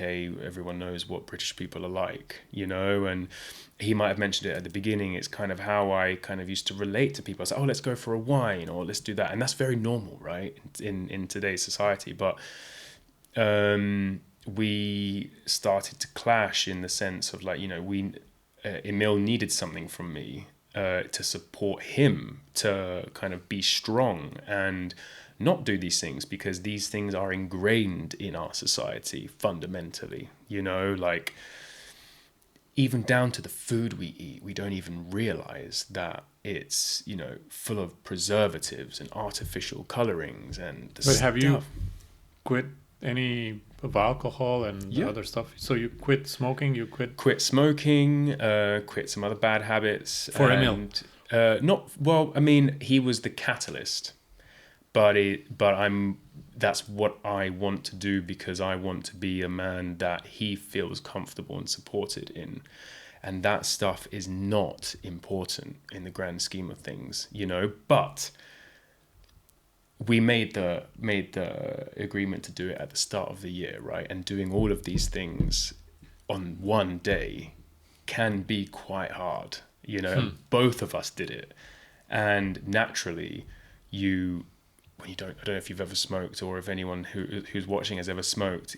For a few days, you're a bit of a monster, right? And both of us were in the same situation. And I think it was, you know, we would have rituals. We'd get up, have a coffee, have a cigarette, do whatever, you know. And then it's finding those healthy habits, or adjusting together to find those healthy habits. And naturally, we're going to fight in them, you know, because it's right there, you know, and you don't know where all these emotions need to go. You need to feel these emotions. Yeah, because you're irritated and you feel like Exactly. crap, and your body asks Someone for that took your substance. drugs. Exactly. Almost, you know. So Yeah. you're like, what do I do now? Yeah, and I think it's, you know, navigate. Sometimes there are going to be cases where Emil has 80% and I have 20%, and it's his responsibility to bring the 80%. Sometimes I'll come home and he's got 10% and I've got 90%. So it's my responsibility to give that extra, you know, to Și support tu, him. Emil, ai avut probleme de sănătate sau... Eu nu mai mi-aduc aminte, parcă... Da, și când am fost noi împreună în fermă, e o boală autoimună care se numește colită ulcerativă, care necesită foarte multă atenție la alimentație. Deci nu am voie să mănânc zahăr. Și nu a trecut cu nimic, adică nu... Mai știu Ba da. cazuri care s-au vindecat. Da, și... cu alimentație. Deci cel mai important este ce și cum mănânc. Atâta timp cât dieta este una foarte curată, nu e absolut nicio grijă. De asta și, cum spunea el, cred că o să trăim destul de mult. Pentru că, de fapt, mă rog, e o altă discuție în care, dacă vrei, intrăm la un moment dat despre boli și despre cum eu cred că ele vin să ne ajute de multe ori. Și sau cum ni le creăm Așa singuri. ai simțit că a venit boala asta pentru tine? Da, pentru că m-a făcut extrem de conștient de corpul meu, de conexiunea mea cu corpul meu, de a fi conștient cu ce consum și ce bag în corpul meu. Realmente, doar când am fost diagnosticat cu boala autoimună, am realizat că sunt ceea ce mănânc, dar realmente, știi? Adică până atunci a fost doar o zicală, dar realmente celulele mele se refac din hrana pe care o consum și în funcție de ce consum pentru un timp îndelungat devin. Deci sunt foarte recunoscător și îi sunt și lui recunoscător, pentru că nu cred că e ușor, știi, să-ți schimbi total stilul de viață, să elimini tot zahărul din casă, de exemplu, știi, când erai obișnuit să ai niște snack-uri din când în când. Like a snack, you know. Și în acest moment, acestea sunt, de exemplu, că ai întrebat la ce lucrăm în prezent. Lucrăm la a găsi felul în care fiecare poate să fie liber și să fie bine în această relație, în așa fel încât să ne susținem, dar să nu ne luăm libertatea asta de a alege sau de a face lucrurile care ne fac bine amândurora. Did you feel any compromise coming to Romania? In what regard? In like moving in the country that you are used to, or coming here and staying on Emil's how do you say it in English? Diet or Territory. Yeah. Okay. Yeah. So Like on his territory, and you come to his energy, you might probably thought that grabbing him into your energy or your territory. well, I'll be quite honest with you. As soon as the UK voted for Brexit, I didn't resonate with anyone because fundamentally I'm half European. Okay. So at that point I was like, well, fuck the British part. I'm half Spanish. I'm Spanish now, and actually going home, I feel more alien than I do being in Romania. Can I add just something here? Alejandro e îndrăgostit de România și îți spun sincer că m-am reîndrăgostit sau poate chiar m-am îndrăgostit de România cum nu am văzut. Deci este incredibil felul în care el iubește oamenii, cultura noastră. Love everything about it. De seama că mergem acasă la ora de la părinții mei, ei sunt foarte așa, cum sunt părinții noștri. Adică taică mă pune pălinca pe masă. Sarmale, mici, da. salată de băf. Toate aceste lucruri. Oh my gosh. That's good, right? What's your favorite? Oh my god. So we have a guy and we buy a kilogram of salata de băf every single week. In Bucharest? Piața Dorobanți. Da. E un domn în vârstă. Doamne, deci eu cred că pune toată iubirea în salata aia de băf. And coliva? You like coliva? I've not tried coliva. What's that? Oh, the one thing I hate, and you can probably explain this. There's a ciorba. Ciorba de burtă? Nu-mi place? Oh, that's the favorite of everybody. Comes from other countries. No. You don't like it? Dar știi cum l-am descoperit că mănâncă? El era acasă, eu am venit după muncă și mânca ciorbă și îi se părea că miroase ciudat. El își comandase mâncare românească ca să mai descopere. Didn't understand what I was ordering. I was like, ciorba. I was like, I know that's a soup. Acolo la So I was like, bucătărie go for it. și la un moment dat se decide să mă întrebe, Emil, but what is this? Și eu îi spun, it's the stomach of the pig. And I was like, I knew it tastes weird. It's not No, the it stomach. wasn't like that. It's the belly. Back to back It's not the stomach, it's the belly. The belly, yeah, I don't know what it was about it, but that wasn't my vibe. Yeah, it's okay. You'll try it next time, and that's how we Slowly. discover Yeah. new tastes, and then that's why we integrate them. So it's gonna be okay when you. Pas so cu let's make pas. let's make a imagination exercise right now. Everything is like, as I said, milk and honey, lapte și miere pe românește. But in the next years, we'll have to imagine your amazing life, being fathers, right? And you have now figured it out how to be next to each other. You're lifting one another to new heights and stuff like that. But then the kid will come in your life.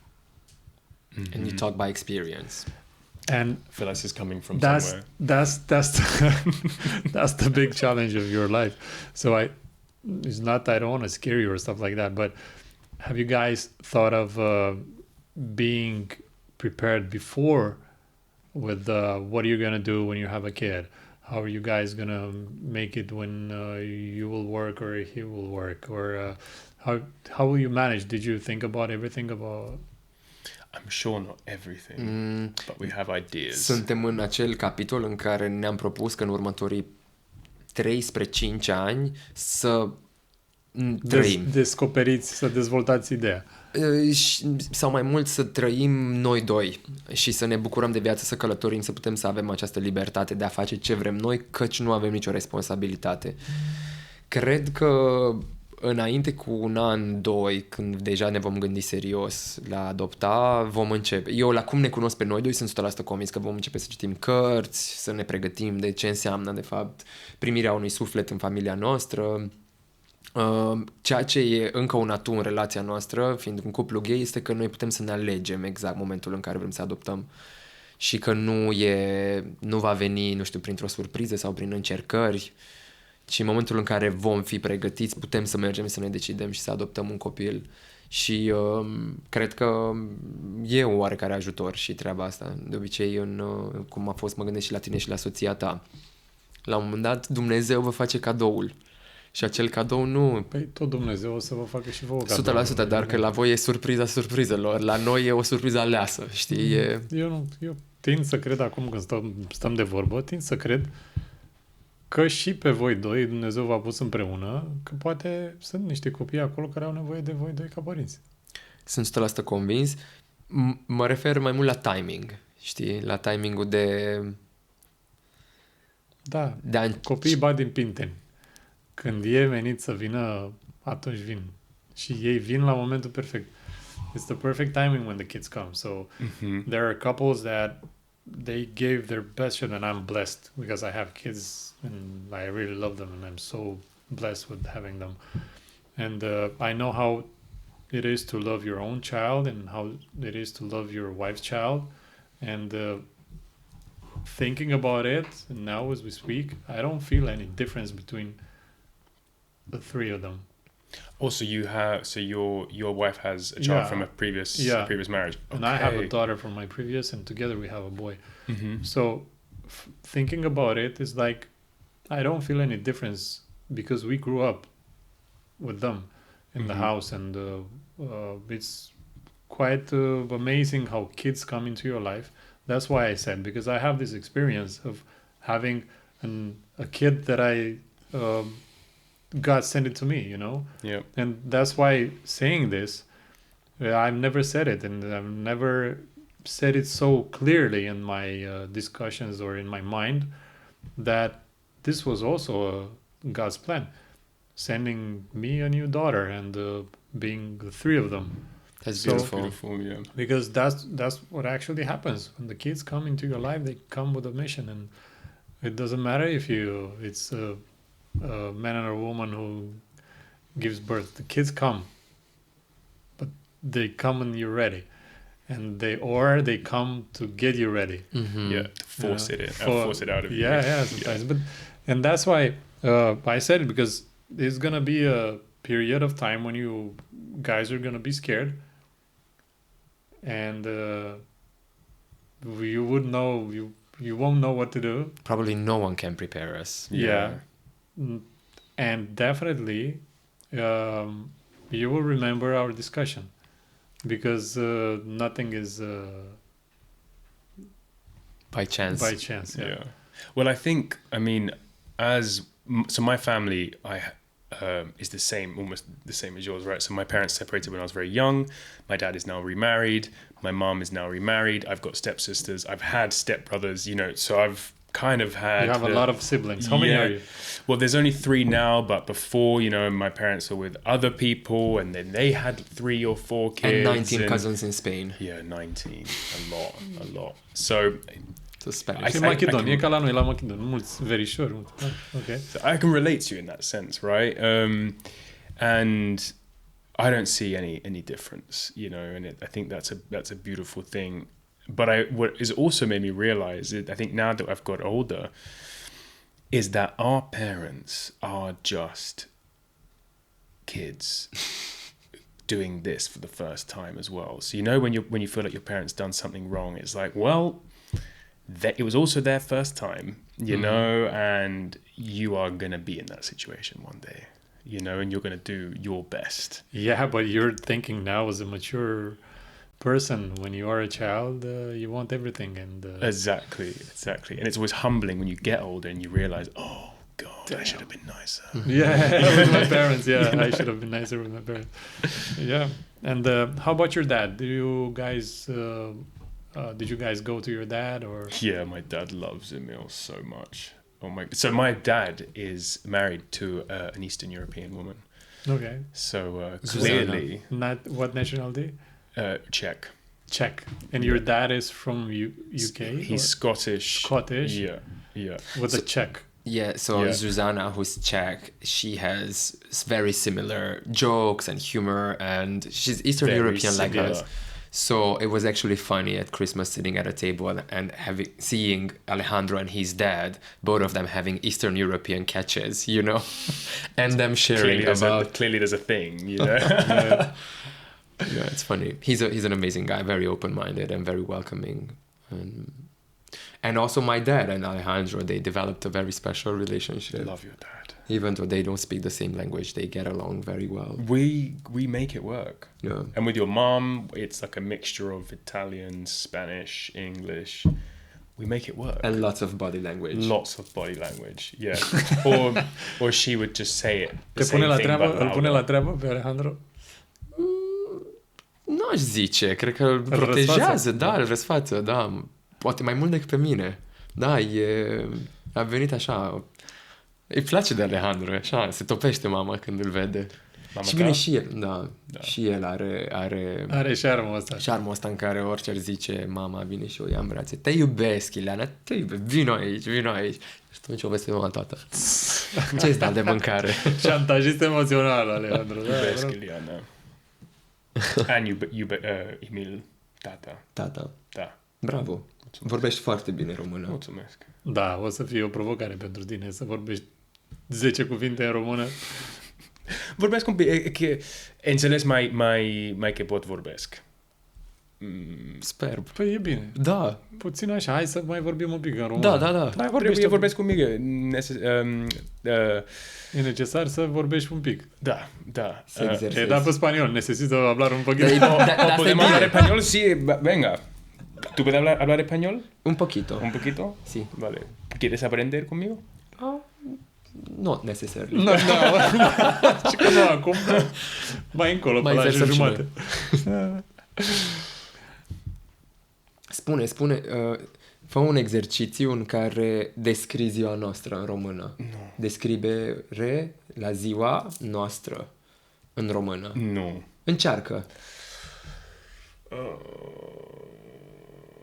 I need to practice more. Încearcă doar. Pentru că doar așa o să treci de pragul acela de frică. You asked me to explain a day. Okay. În la dimineața mâncăm carnați cu ouă, un pic de unt, ceapă, Foarte verde, sănătos. Sunt cuvintele, cred că pe care le-am învățat. cu un pic de pâine cu salată de bof. Salata de băf din Dorobanța, am înțeles. O căutăm. Foarte bun. Și un ceai de fructe de pădure și un pic de cafea. Observ cum se schimbă personalitatea când vorbește în română. Gata. Așa, da. Ce faci după? După mic dejun. După mic dejun, merge în taxi la birou. De la ce oră începi la birou? La 9. Te duci la birou, n-ai home office? Da. Din când în când te duci la birou. Dacă, is that but? If. No, but. Dar Emil mă spune că nu pot. să lucrezi de acasă? Sau? Da. L-ai simțit? Dacă vorbesc foarte Tare în call-uri și astea, da. Da. Întâlnire. La întâlniri, da. Întâlnire. So I go to work. Și te duci la muncă, Merg la muncă. Merg la muncă. Și and then after that și După aia? Și după voi merge cu metro al gimnasio. La sala de La sala de fitness. După acasă. It's interesting that you think in Spanish. Well, so usually, Because now you said at the gimnasio, and once you think of different language, your native language comes in your brain, and you want to translate it in your mind, but you said gimnasio, you didn't say gym. because usually it's going to sound like Spanish, or it will be closer to Spanish than it is English. So you think in Romanian, in speaking Romanian, but through Spanish. filter of Exactly. Spanish So words. I'll think about it in English, translate it to Spanish, and then try and figure it out in And that's Romanian. why it's harder for you. Yeah. You need to learn the words as they are, not trying to translate them. Exactly. Yeah, I know. Food, I'm very good at for some reason. Yeah, because you order online. That's why you're good. Yeah, and Duolingo is a massive help. Mm-hmm. I'm on the food section right now. Ah, ok. I'm on the food section on Spanish in Duolingo. Yeah. Also. Foarte. Una Yo bebo mesa, leche, tú bebes... una mesa para dos, por favor. Sí, comunicar con los otros. La paella. Otra paella.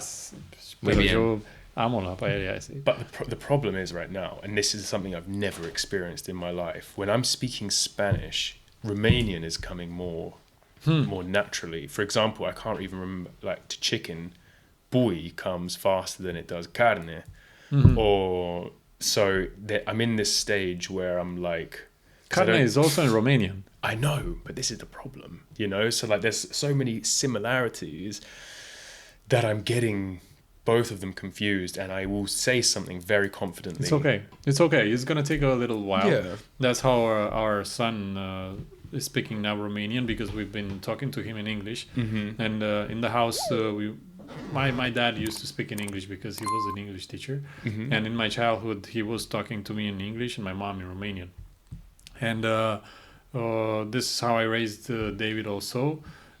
Because we have a nanny, we had to speak with the nanny in English so that she would understand. We both had to speak with her in English, and David didn't hear much Romanian.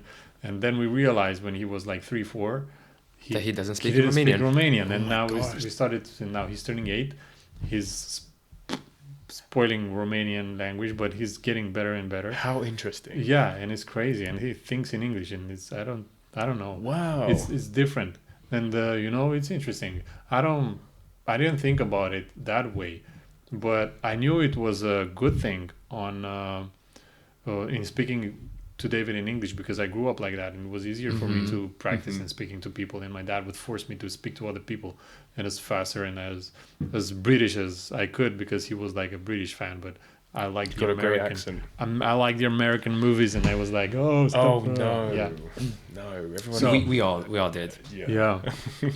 So once you're gonna, if you want, because we did this, it's like what I would do now is like I would force Emil to speak only in Romanian to you, and you to speak only in Spanish to him.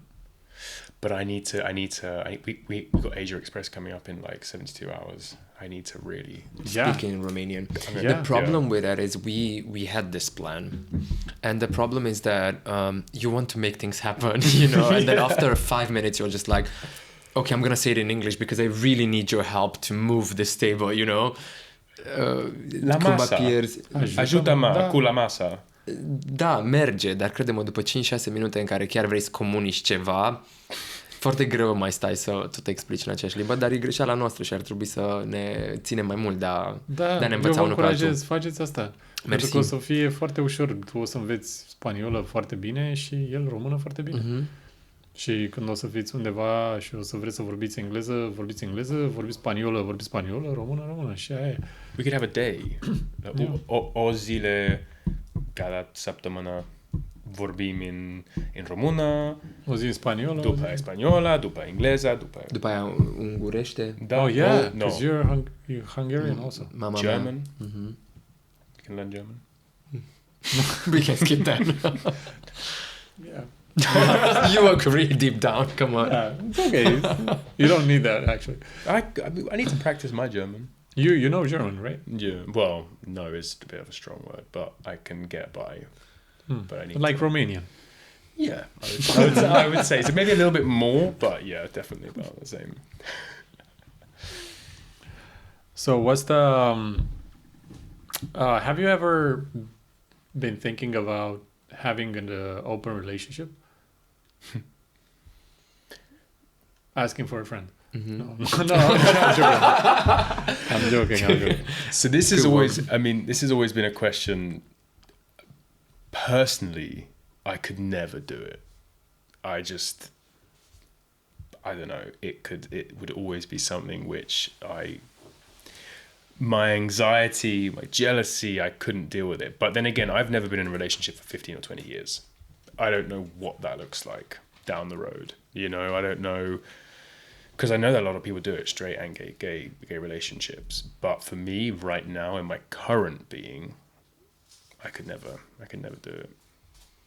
But I mean, it might be different for you. Eu am părerea despre relațiile deschise, că atâta timp cât ele sunt cu consens și sănătoase, pot funcționa foarte bine pentru cupluri.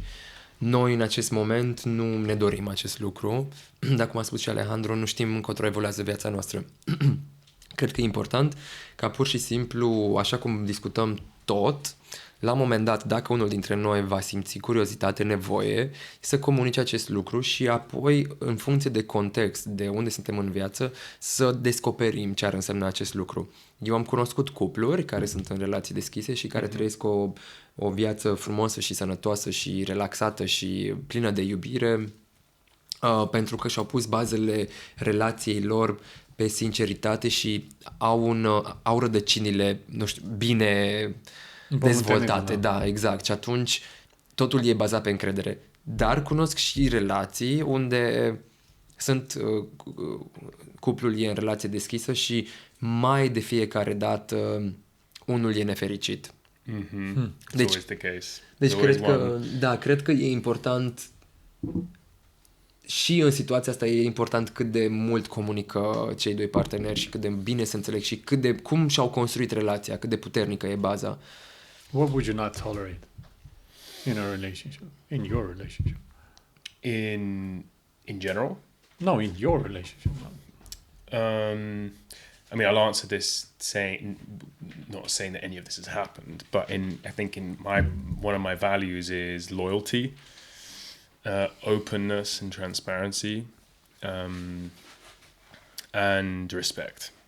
I think as soon as we lose any of those, I mean, I think humans only have the capability to trust fully once. When that's broken on one of your core values, I think that there's always potentially going to be an issue. There'll be doubt. I mean, you can work on it as much as you feasibly want, but there's always going to be a little something in the back of your head like, It happened before. It happened before. But I think maybe, it's different. Maybe if something happened when you guys weren't as secure or you weren't as, strong, or where maybe it was a bit grey areas. Maybe like, for example, if you're in a relationship and it's before you're committed to each other, you've had that conversation, maybe that would be different. But, I think this is speaking from my perspective, I think, it would be difficult to kind of go back into full trust, I think. Nice. Un non-negotiable pentru mine de fapt, cea mai importantă e minciuna. Autenticitatea și sinceritatea sau pe primul loc. Pentru că dacă deja se ajunge sau cineva simte nevoia să mintă în relație, cred că problemele sunt cu totul de altă natură decât faptul că s-a mințit, știi? Și atunci asta e ceva ce nu rezonez, nu pot să... Și unde am eu de lucrat este pentru că urăsc atât de mult minciuna și vreau mereu să pun lumina pe adevăr, încât de multe ori nu știu să programez când și cum să livrez adevărul, știi?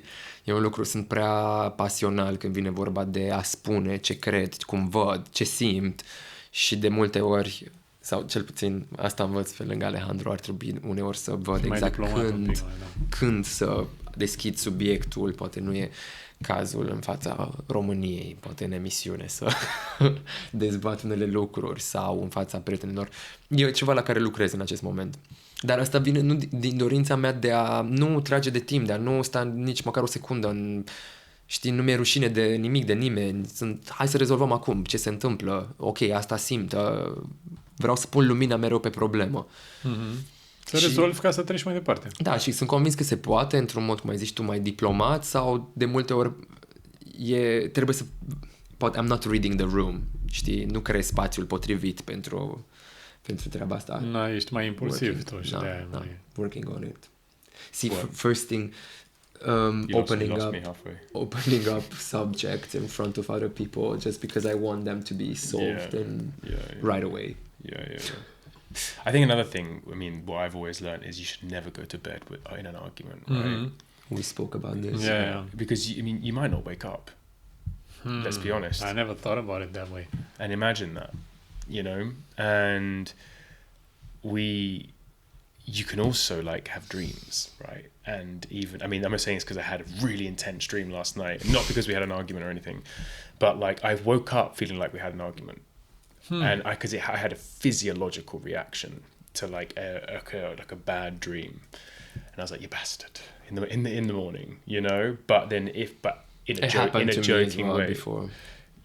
But then if you had actually gone to sleep in an argument, you have 8-9 hours, or I mean, if you're lucky, 6-7 hours to subconsciously go over something, and I think that's so unhealthy, because if you assume, and if you can create, I mean, this is speaking from my own experience, I create scenarios which are totally random, and there's no reason for them to even be worried about it, right?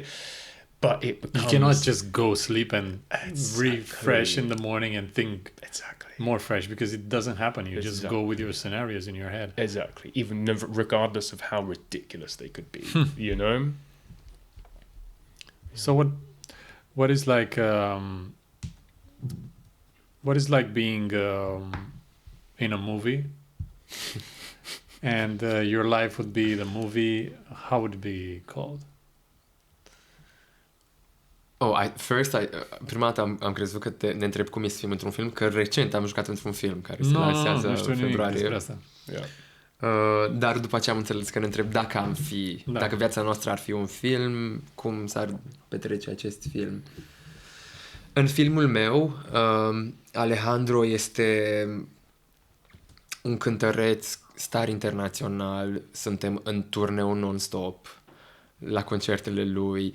Eu mă ocup de partea artistică a show-ului lui Alejandro, cu mulți dansatori, instrumentiști, mereu în prima linie la concertele lui și trăim această viață de artiști creativi, boemi, care călătoresc peste tot în lume. Fără griji, cu foarte mulți bani. Da. Frumos ai descris. Da. I think for me, like, it would be a great example would be A Star Is Born, but with a happy ending. I don't know if you've ever seen that without Bradley Cooper dying, becoming an alcoholic, and all this kind of stuff, continuing on with his success. But I mean, I definitely feel like, I mean, let's be honest, it's helped my career being in a relationship with Emil. The guy knows everyone. He knows you, for example. He's introduced me to people, everyone. I specifically remember when I was on The Voice, and I was dating him right at the beginning, and then this guy walks across the stage and goes and says hello to all of the judges, and I'm like, who the fuck is this guy? Because I didn't know who he was at the beginning, right? That's a funny story. And so he's definitely helped me, and guided me in the right way. And I think, if A Star Is Born is probably a pretty good example or a good representation of that, but with happy ending. Da, asta a fost tare, Jorge, că el nu știa cine sunt, știi? A fost așa ca un aer proaspăt pentru mine, că era un străin în România care nu știa cine sunt. Și noi ne-am cunoscut pe Grindr, pe o aplicație. Ok. Și primul nostru date era un date superficial. Așa ne-am plănuit, adică asta era scopul. Ne-am plăcut cum arătăm, ne-am dat swipe, ne vedem. În seara în care ne-am văzut la un pahar de vin, n-am consumat seara, pentru că de fapt ne-am dat seama că ok, e mai mult decât o aparență fizică frumoasă și hai să ducem asta și în date-uri, dar el atunci încă nu avea acces la datele mele, la social media, doar mă știa de pe această aplicație și a luat numărul meu de telefon. Și a fost atât de fain în primele săptămâni în care încă nu i-am spus cine sunt și cum sunt, să mă bucur de faptul că habar nu are de cine sunt. Au fost și momente amuzante când l-am scos la un restaurant unde eu mâncam barter și nu plăteam și am spus că poți să comanzi ce vrei tu, doar că eu să fac niște poze la mâncare. Și el se uita așa ciudat. Era... Why is he taking photos of everything? He was like, no, don't eat yet. And I'm like, okay. Getting out his phone, taking videos. I'm like, oh God, he's an influencer. It was fun. It was different fun. For sure. Yeah. So if something happens to you, is Emil the first one you call? Definitely. Yeah. Well, depends on what it is, I think. I think it's important to realize who your people are for what, and also what the other person is going through at that time. Because I wouldn't want to, because I mean, you have been in difficult situations and times with it with work or family, and I think it's important to be cognizant of not offloading your baggage to someone who's already got their cup empty, right? And I think it's important to be aware of how full is this other person's cup. Can they give me what I need and that support? And I think you're the same, right? In like, first and foremost, it would be a meal. Then I assess, right, what's going on in his life right now? Is he able to support me in that way? If not, who's the next person? If not, who's the next person? But I think it goes in order of priority, right? But being cognizant of what they're going through as well. Definitely the same. I wouldn't describe it differently. If you guys when you're gonna have a kid, will you move closer to Maria or closer to Oradea? Good question. Yeah, good question. Or we just move the two moms to wherever we are. Yeah. Although my mother has made it very clear that she's abuela, but abuela From far. from afar. She had enough with raising you. Yeah, she's like, I'm going to be on a cruise. I'm going to be on a sailing boat.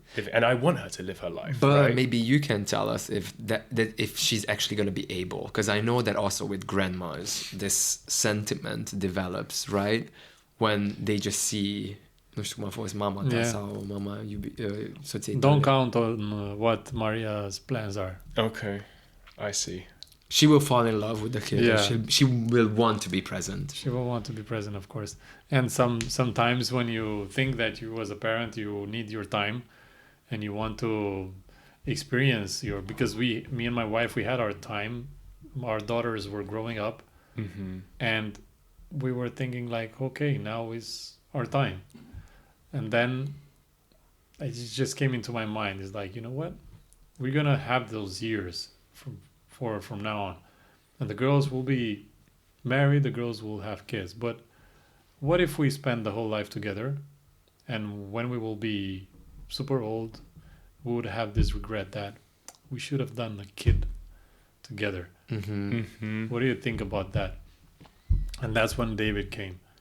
But Wow. we didn't actually have the time to experience this period, what other parents explore when the kids grow up till they get grandparents. We don't have that time because David is 8 now, and in 8 years from now, our big daughter will be 30 and maybe she will have kids. So David will be 16. When is the time when he will slowly go in with his friends and stuff like that? And you might become... I might become, yeah, this is the discussion between me and my wife. Wow, It's like, that is an amazing experience that you're living. Very, very interesting. yeah, Because and- I was just thinking, yeah, but you just got to wait 10 years and then... yeah, but we don't But have. then And then the next come. Yeah, so we were thinking about cruises and stuff like that, and it's like, yeah, but I don't think we're gonna have time for that because if grandkids come, then You want to be present.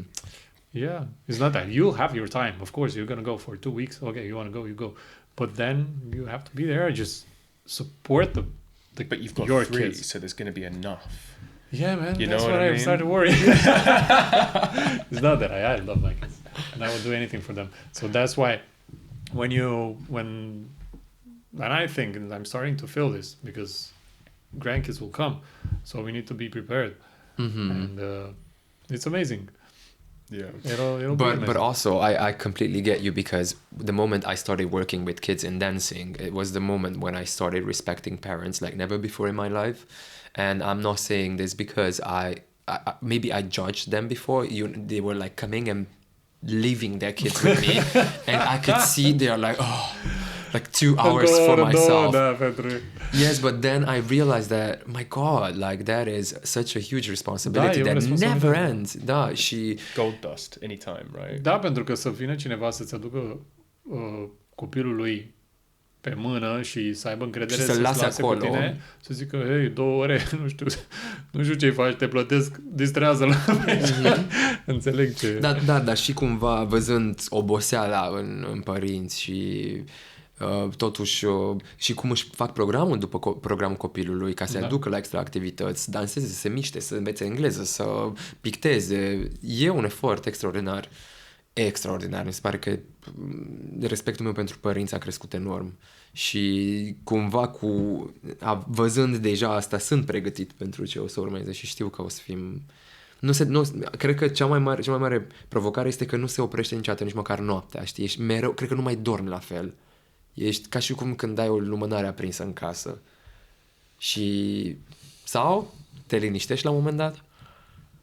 Când devin suficient de mare încât, știi, când te liniștești, când zice eu ies în oraș. Bine, nu te liniștești total când ies în oraș, dar când are gașca lui și deja are 20 de ani, atunci începi să te liniștești un pic, că deja e adult mare, 20, 21, 22, deja e altceva și știi că e la casa lui, casa ei. E responsabil. Începe să facă singur sau singură, să se descurce, să muncească, așa, atunci încep oarecum ușor să...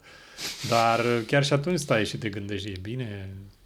Ce face? Cum e? E ok? E liniștită? E liniștit?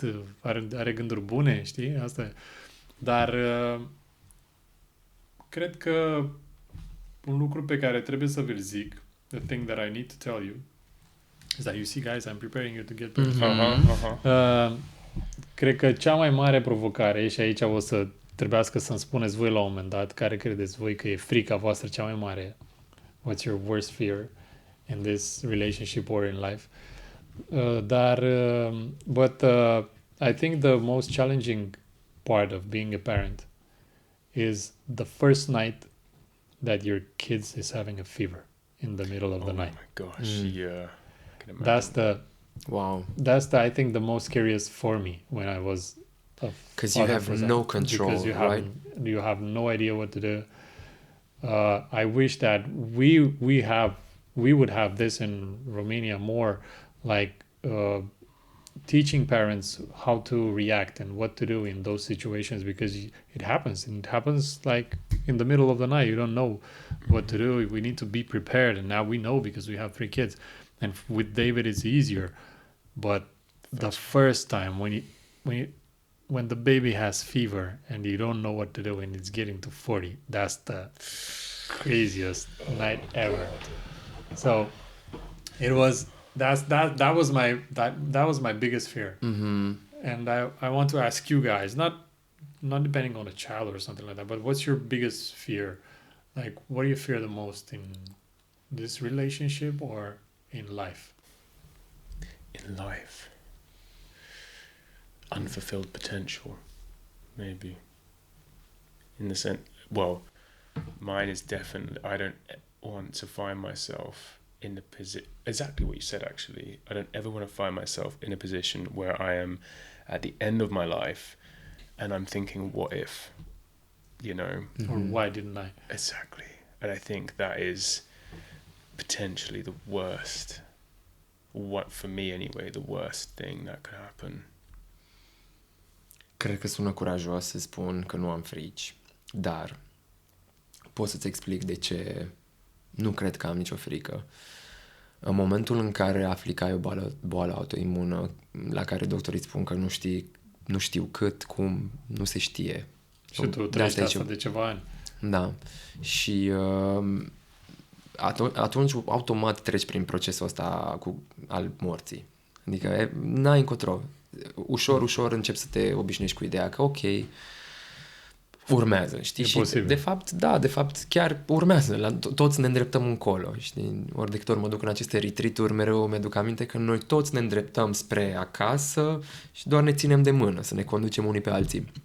Și trecând odată de 2 ori, de 3 ori, de 4, de 5 ori prin procesul ăsta în care realizezi că ok, chiar nu e nimic garantat și că poți să mori oricând și chiar asta este singurul lucru garantat pe care îl știm, oarecum se schimbă felul în care gândești, se schimbă efectiv sinapsele în creier și vezi viața diferit.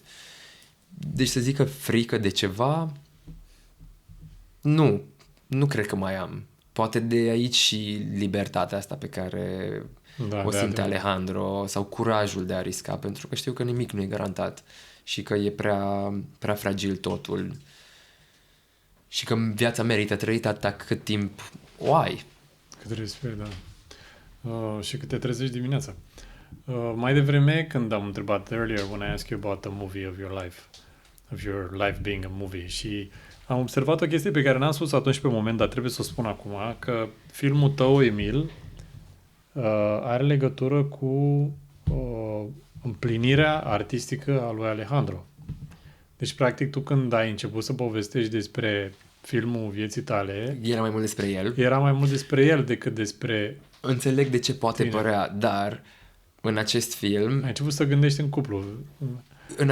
foarte mult îndeplinesc și visul meu să fiu coregraf și director artistic al unui star celebru. E un film pe care mi-l doresc. Poate că până să-l cunosc pe Alejandro îmi doream să fac asta pentru Enrique Iglesias sau Ricky Martin. Pentru Ricky Martin mi-aș fi dorit mult. Dar acum am starul meu și ar fi absolut minunat să știu că ne petrecem ziua în loc să fim la birou, a fi în creație, în studio, în sala de dans. Și pe lângă asta, da, odată cu vârsta și cu înaintarea în viață, cred că încep să te împlinească și lucruri care nu mai țin numai neapărat de tine.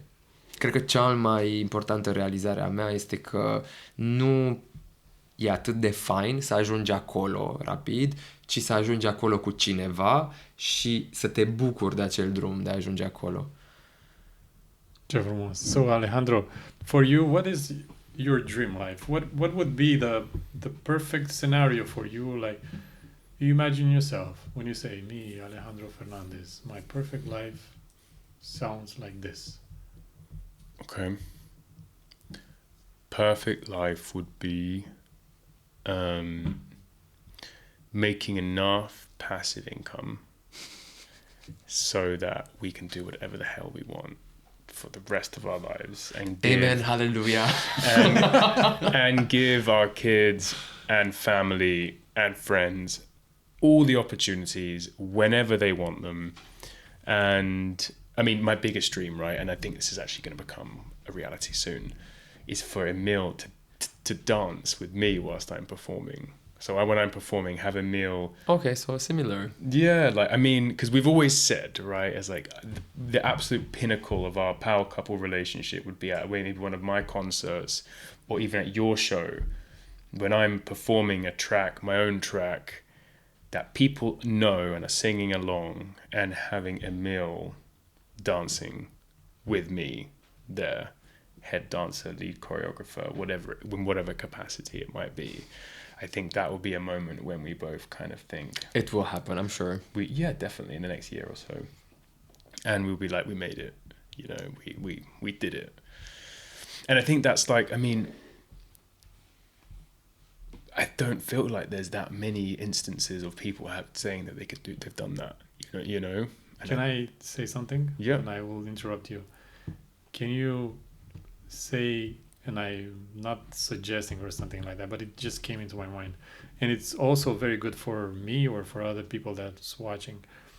Can you think of doing this 100 times?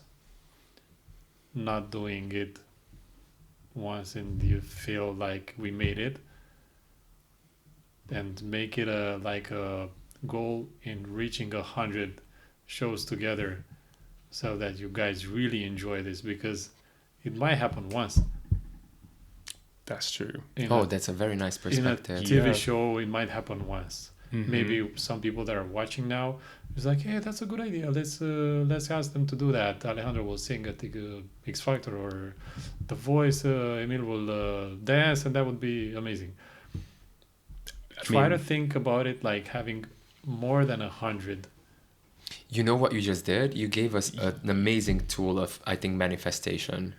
Like to make sure that this is becoming a frequent normality, because it happened to me, and because I wanted that thing, I did it once. Mm-hmm. But then shit, I forgot to say that I wanted it constantly in my life. You know, and Oh, this that's is my beautiful. new This is a perspective. Jorge, I'm gonna write this down.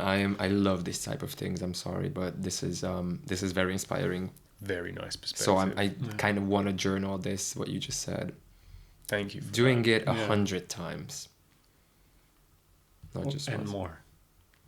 What I would love, actually, now that you've said that, is like doing a show, selling out an arena, doing a show together, and then it not being like a special occasion, being like, okay, let's go home and order a shawarma, you know, and then we're just eating shawarma, and then like just appreciating random, yeah, just in some random hotel or so wherever we are, and just kind of thinking, oh, that was pretty cool.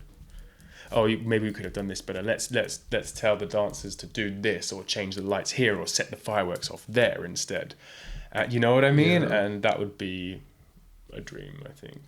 That's really not hard to do, you know, because you guys being together, you might think of a concert, and if you guys focus on that, you're gonna discover this thing that you can do together, you singing and Emil dancing, and creating a whole show around you two guys. So that's not even that hard to do, because we know everybody knows Emil, and we all know how his amazing moments in Dances pentru Tine or in other shows that he's been to. So his 5 minutes would be super flamboyant, as you said, you know, and that would not be very hard because he has like 50 easy to think about 3 minutes moment, you know. Only if you check it online, he has like at least 30 this kind of mini representations. That's very inspiring, Jorge. Thank you. Very So you inspiring. might actually think that it's much easier than you think. I think that Untold Main Stage. Who knows? oh, that's just the beginning. Yeah. Cred că una dintre cele mai mari bucurii pe care mi le aduce emisiunea asta în care plecăm în Asia este că ne scoate din matrixul ăsta în care trăim. Nu că matrixul ar fi un lucru rău sau ceea ce trăim aici ar fi un lucru rău, dar ne scoate din program. Și am foarte mari speranțe și undeva deja simt în mine că după experiența asta vom privi și cu și mai mult curaj Da, viața poate și puteți să lucrurile. faceți un proiect împreună. Tu De ce nu? știi, mai ții minte cum te-ai simțit după ce ai ieșit din Survivor, că ai avut acest Da. Ai, curaj, adică să iei viața și mai tare în mâinile tale. Și noi am trăit-o, el încă n-a trăit-o și știu ce va însemna și ce schimbări va forma și în felul lui de a vedea viața. Și abia aștept acest lucru. Acum sunt pur și simplu în așteptare să îl câștigăm odată și să ne întoarcem și să luăm viața cu și mai mult curaj. da.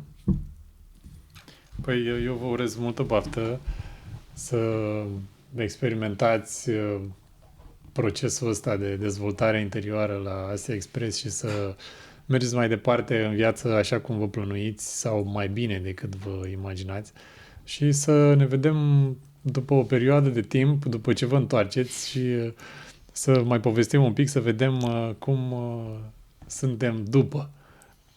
Let's think about this is like before, and why not? You guys are very welcome for the after Oh to my see gosh, how yeah. it was. Yeah. That could be interesting. And before closing it, we also want to say thank you for offering your platform So much. and Thank you for to normalize stuff that should be normal, and we're very grateful for that. Oh, So thank you thanks for for having coming. us. It's been a pleasure, honestly. Yeah, thank you Yeah. for feeling comfortable. This is the perfect thing for me because I've been nervous about it, and I told you guys at the beginning, and of course we all love Emil, and because I can say that I respect Emil and I like what he's doing, and you guys being together, then you are part of the family as we speak. So That's very I kind. knew Thank he you. would Thank make you. a great choice. I'm not trying to talk crap. It's just I like what I see, and I hope and I feel like everybody would see exactly as you guys are, and feel free to be yourselves in that experience. Learn as much as you can and just enjoy. Thank Thank you you so very much. much. Thank you for having Mulțumim. Da, Asta yeah, vreau. mulțumim, da, bravo. Dragilor, vă mulțumim că ați fost și la acest episod împreună alături de noi. Apăsați butonul subscribe, lăsați-ne un mesaj, dați share mai departe și să ne bucurăm de viață și împreună, dar și separat, așa cum a zis Emil. Vă pup, vă îmbrățișez, capul sus, nasul jos.